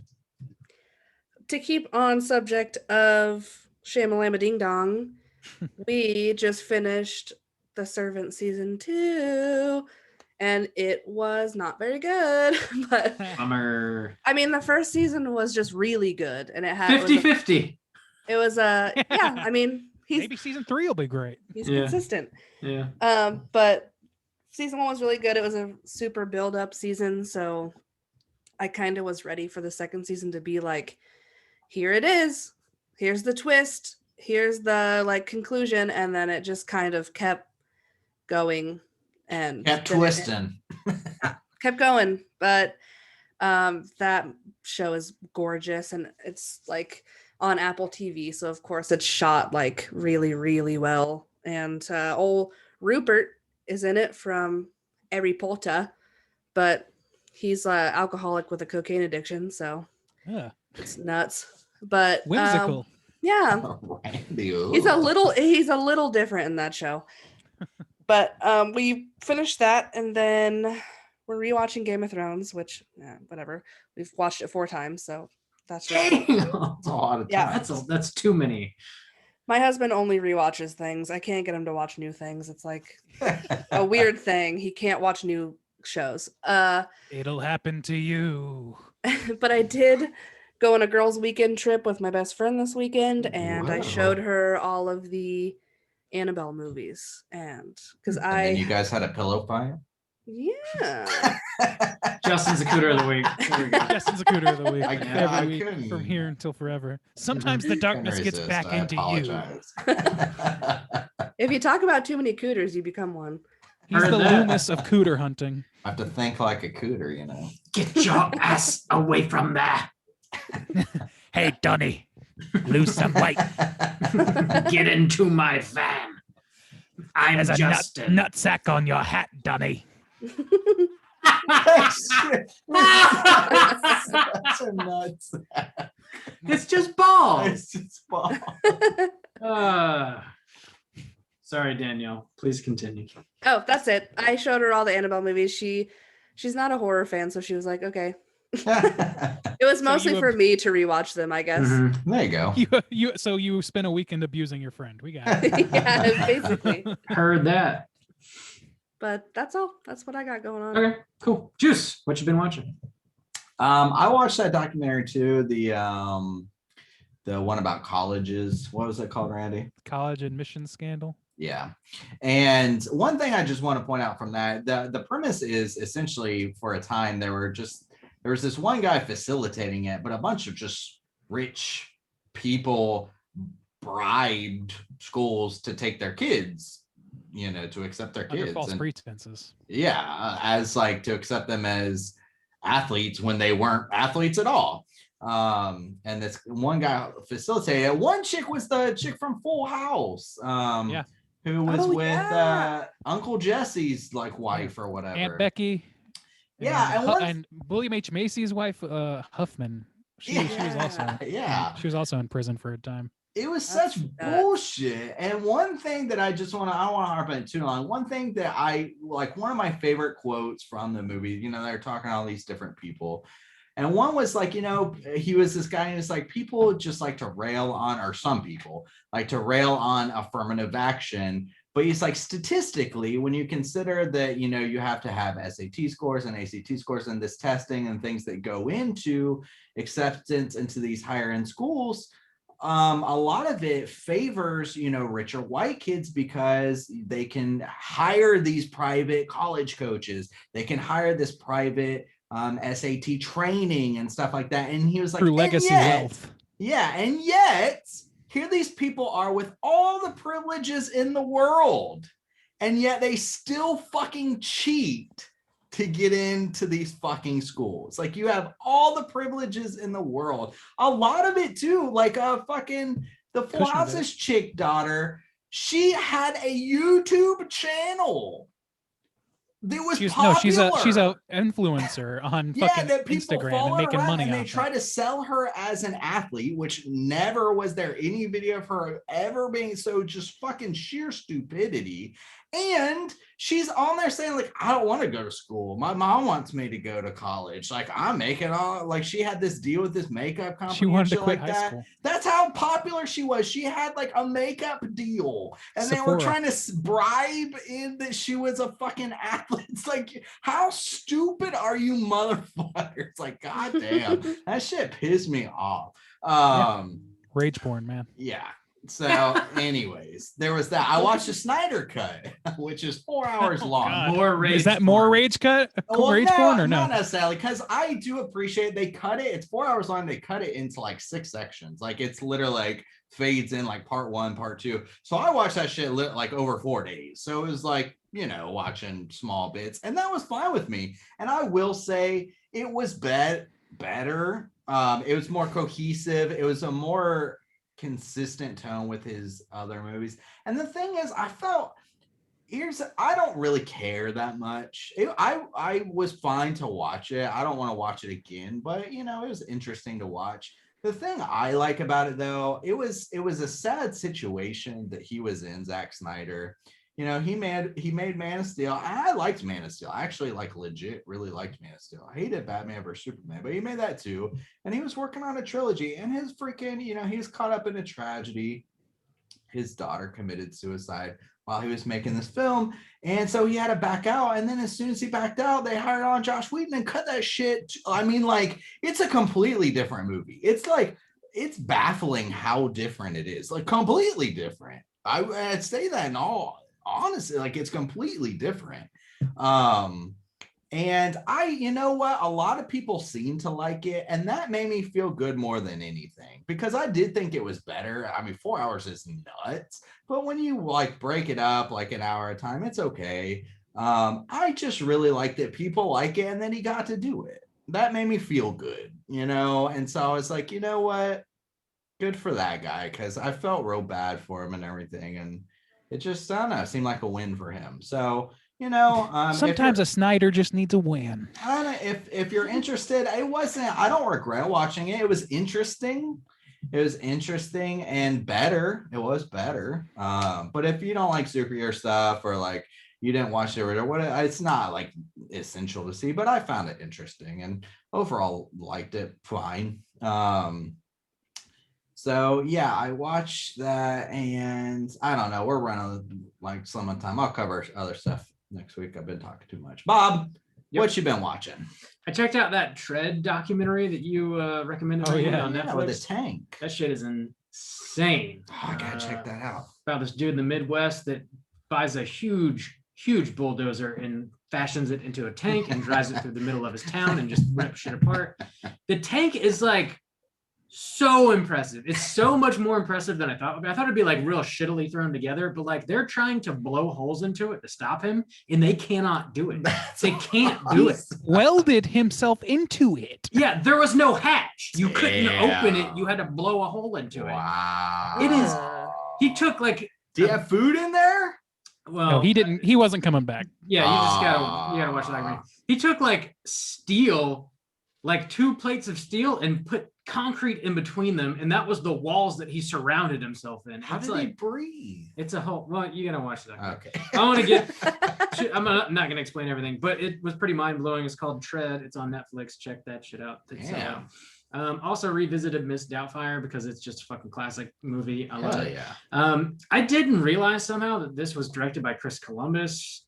From like Harry Potter and Home Alone fame and Goonies, Gremlins, all this shit. I didn't realize that either. Yeah, I did. So I don't know. It's just like another banger that I can add to the Chris Columbus list. And I saw this random headline this past week. He was saying that there is like an R-rated version of this movie out there. I saw that. Release the Columbus cut. I need the Columbus cut. If we've learned anything from Snyder, it's that if you whine loud enough, the studios will make money off of you. Yeah, it's the movie's fucking great as it is. It is so funny. It never gets old. I love Miss Doubtfire. The last thing I want to mention real quick is I revisited the Psycho remake with Vince Vaughn. The good one. Vincent Vaughn. Yes. I hadn't seen this like nothing I'd ever smelled before in my life. It was like nothing I'd ever smelled before. I hadn't seen this movie in just years. It's been so long, and I forgot so much about it. Not long enough. Speaking of William H. Macy, he's like the detective in it. I forgot about that. It's like it's pretty bad. It's probably worse than I remembered it being, actually. Like, it's very, very difficult to take Vince Vaughn as smug ass face. I can't. Sure, this is me biting my tongue, but I agree so hard. I can't take Vince Vaughn seriously in this role, like, at all whatsoever. He's got this like very forced little giggle that he throws in between his lines, and it's like, just stop doing it. Stop. And later in the movie, like, it's in full color, which is like one of the very few differences from the original. And you see him as Mother dressed up, and he's got like a blonde wig on, and it's high comedy. It's anything but scary. And like whenever they do, the famous shower scene, how are you gonna improve upon that? You really can't, and they don't. They fuck it up. Like you've got like Do they show Yabos? Not really. Maybe like very briefly. It shows Vince Vaughn jerking off. Yeah, That's true. Limited nudity, but they intercut these like So the classic shower scene is it's like 83 cuts or something like that, 90 cuts. It's a shitload of cuts, and they do a shitload of cuts in the remake, but they also like splice in, rolling clouds and like hills and shit that. To the shower scene? Yeah, it's just it's in Nevada, so it's just like landscape shots of like Nevada and shit like that. It's just landscaping, and it just like it pulls you out of the kill sequence and totally fucks it up. It's like this is like the most iconic scene in the original, and you're just taking a steaming pile of shit on it right now. It's very good, but I had to revisit it for some reason. I just wanted to. My thoughts on revisit it for some reason. All right. Well, there is a reason, because I watched Freaky and Vince Vaughn as the killer, and I was like, oh yeah, Vince Vaughn also played a killer in this fucking terrible Psycho remake. Let me revisit it and see if it's still bad. It is. Prepare to be bedazzled. It's still bad. That's why I just didn't want to go on a tangent. Okay, that's all I've been watching this week. We got one more segment to get to. It's our Hotline Scream.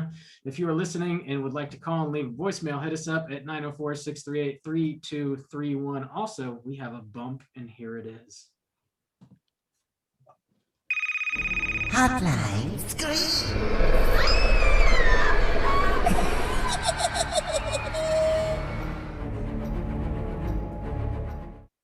Yeah, we got 5 voicemails this week. I think first up, we're gonna hear from Tom. Let's hear what Tom has to say.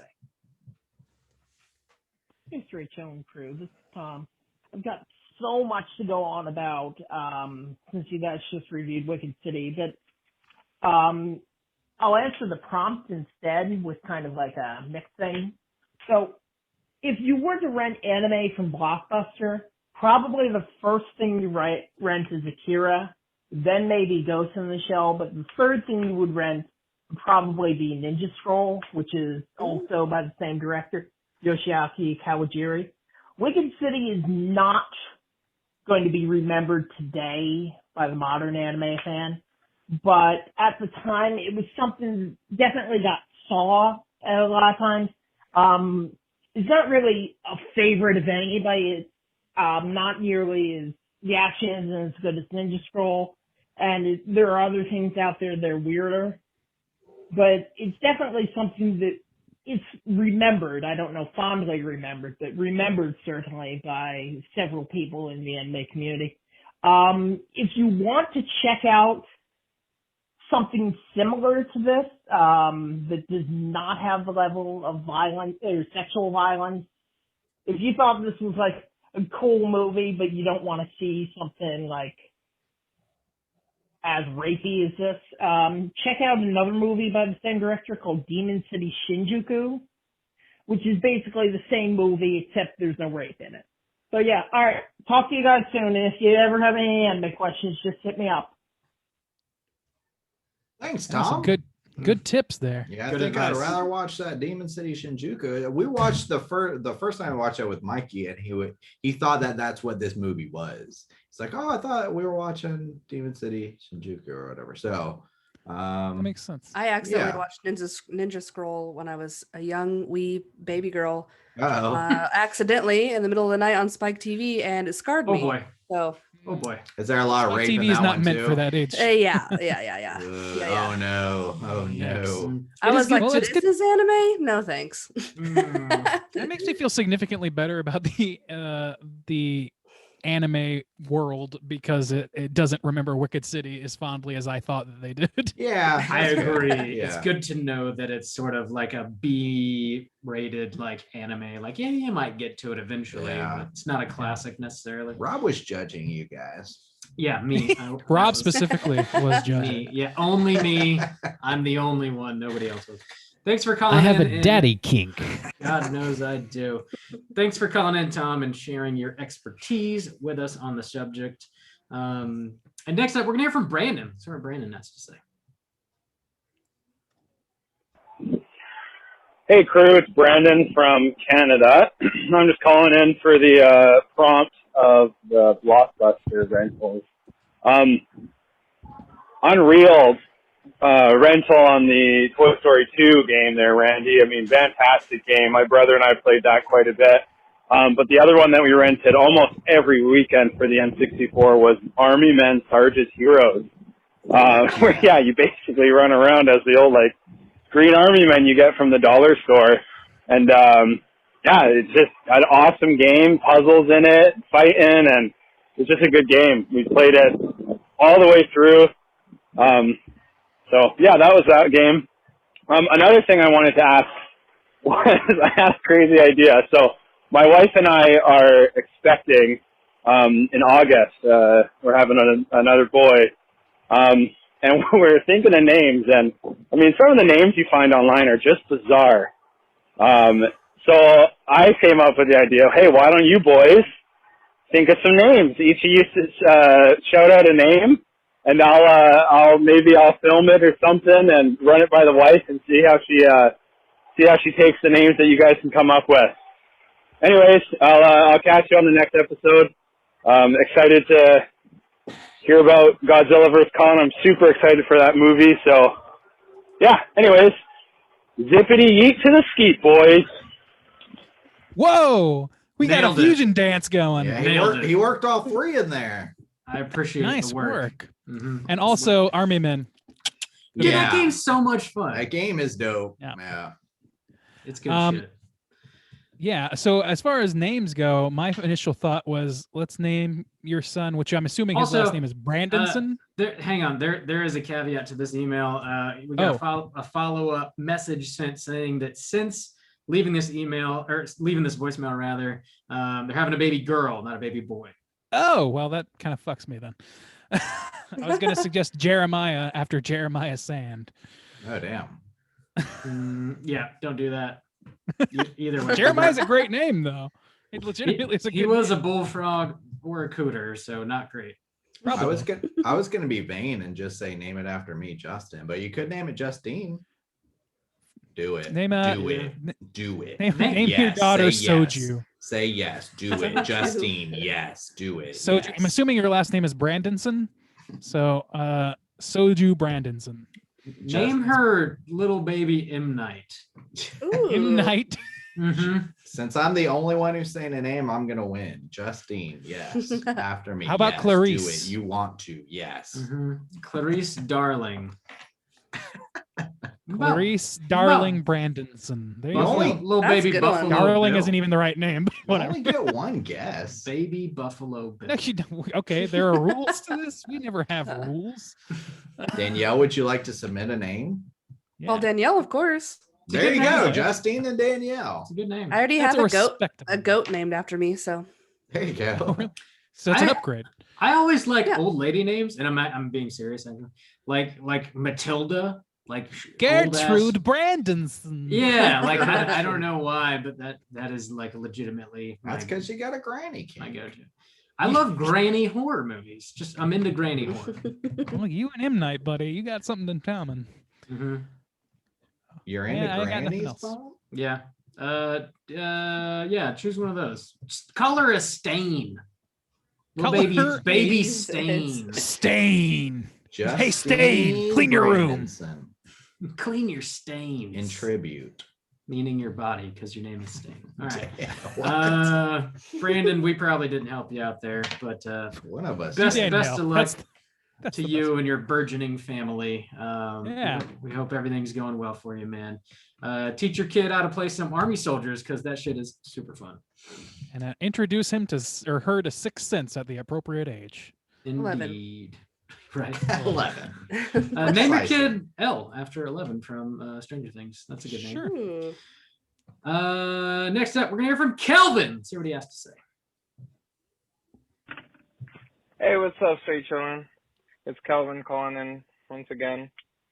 I only have two things that I can remember about Blockbuster. And the first one is when I'd go in there when I was younger, I'd be like afraid of some of the movie cases. One in particular that stuck out to me was like the Butterfly Effect movie case design. I don't know why. I guess when I was younger, it was easy to scare me, I guess. And two, I lived in Puerto Rico for a short amount of time from 2001 to 2003. And when I lived there, I visited a Blockbuster, And in the Blockbuster, I met famous like Spanish rapper Yandel. He was just browsing, looking for movies to rent and stuff. But it's crazy because that was like when he was just starting, and now he's like this, sensation of the reggaeton music. And I thought that was pretty interesting. Back then, he was just like kind of not as well known as he is right now. But yeah, that's the only thing I can remember. But anyways, Hell Yeet, Yabba Dabba, I think that's the one for Randy. And I don't have anything for Rob, but appreciate you guys and have a lovely rest of your day. Keep chilling. Yabba dabba doo. All right. That was a good one. I like that. Fantastic. I don't know much about reggaeton, but that's pretty cool. I like that. I also think this is kind of a good prompt for next week even. We could extend this because there are also horror movies that I saw in Blockbuster that freaked me out. Just a case alone. Yeah. And for me, it was actually weirdly Silent Night, Deadly Night freaked me out a little bit. And The Silence of the Lambs freaked me out a little bit. Mine was and then Wishmaster. Wishmaster. Nice. Okay, yeah, that's a good. That one scared the fuck out of me.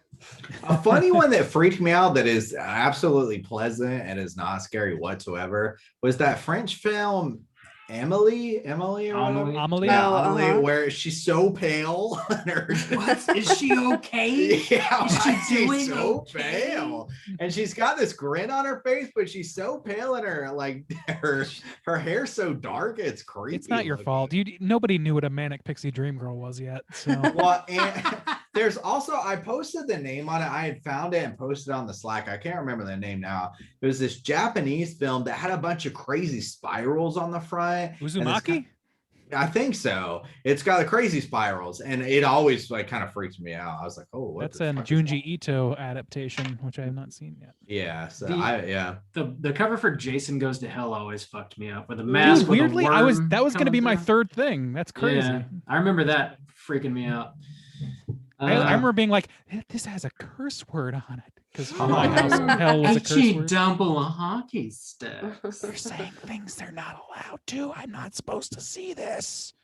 Thanks for calling in, Kelvin, and Republican Randy, telling us how you met famous people in the Blockbuster. Next up, we're gonna hear from Kyle. Let's hear what Kyle has to say. Hey boys, this is Kyle. Calling about two things. One, blue collar jobs, and two, the favorite video we had at the rental stores. So first, I am a low voltage security systems technician specializing in commercial applications. Not very glamorous as it sounds, but it's a good profession. Also, I don't have a specific favorite movie that I used to rent from the video store. We actually didn't have a Blockbuster. We had this little mom and pop called Flick Video. And every time I go in there, I specifically remember I'd always go in there for some kids movie. I was very young. And every time I go in there, they would have this Chucky doll on the back wall. And, it was like past 4 or 5, one of the 4th, 5th movies because he's all tore up. He's got needles in his head, stuff like that. And I think remember every time I go in there, I would just be so freaked out and then couldn't sleep when we come home. But I used to love going in there every time. But yeah, that stuff used to freak me out. But yeah, when Reynolds were still out, I was still a kid, so I don't have any specific memories. But I do remember that Chucky doll every time. But I'm just calling to tell you guys that. All right, bye. Dude, I have Flicks videos too.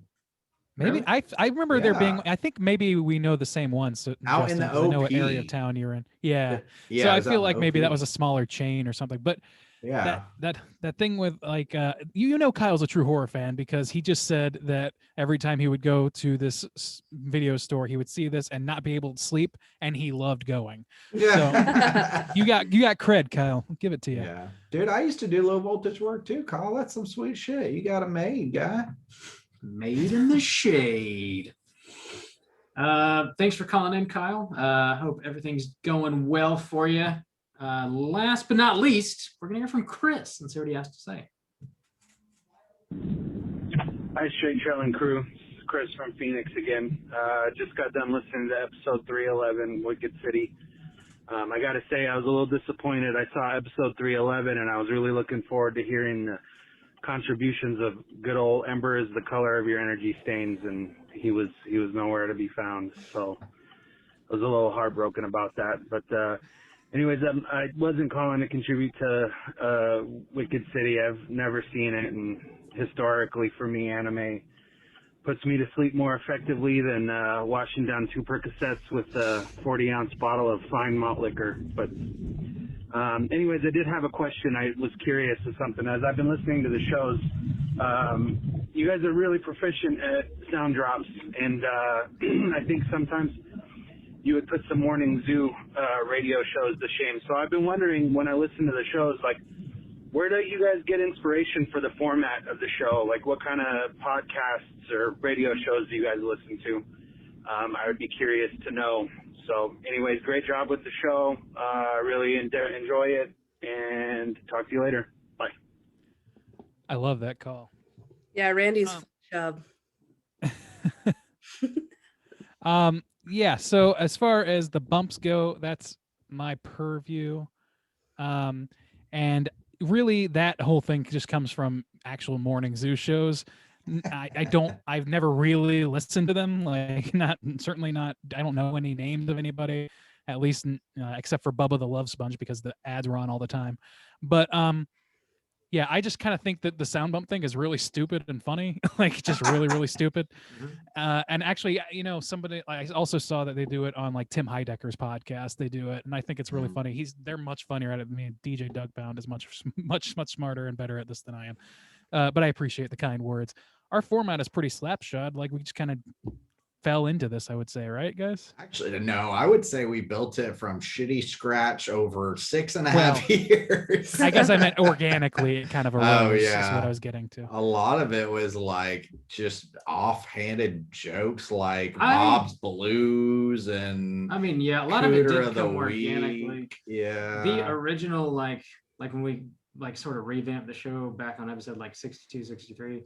I listened to like a handful of other random review shows and like took shit that I liked and cut out shit that I didn't and sort of made like a generic outline. And then we just kind of grew from that. And it evolved over the years for sure. And like we came up with a Cooter segment and Blu-rays and Evolved implies that it got better. And I mean, we've always like brew. legit from the earliest episodes I can remember, we've always done that Rotten Tomatoes segment. Always. Yeah. So that's I think been maybe a Godfather staple. Jack brought that to the table. Yeah, I think so. And that was, I mean, if we didn't do it from the very beginning, it was like by episode 10 at the latest. We've like it always was the done that first shit. attempt we had of adding any sort of format to the show besides a bunch of dudes talking over. Yeah, we dropped news. We wrapped up Bob's Blu-rays. We've lost some segments for sure, but yeah, we did the Bracket of Blood for a while. That was a segment on the show. Yeah. We were doing that. What was the other one? It was Where did Bob go wrong? Worrying his friends, sifting way too long through those Blu-ray bins, and it gets worse. He'll have no jet ski, wasting all his dough on those DVDs. that is in fact the greatest segment to have ever existed on this show. yeah, I'll agree to that. Maybe.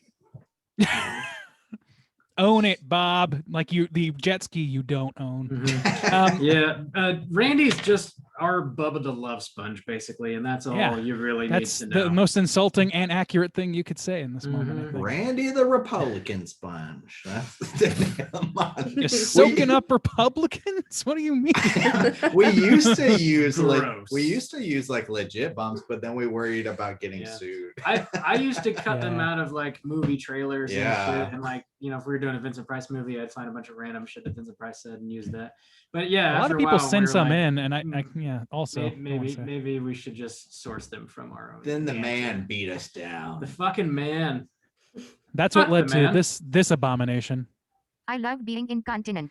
And this one He here. tried to make it. Oh, interesting. European style. Yeah. I'd be It's got- stroking. Yeah.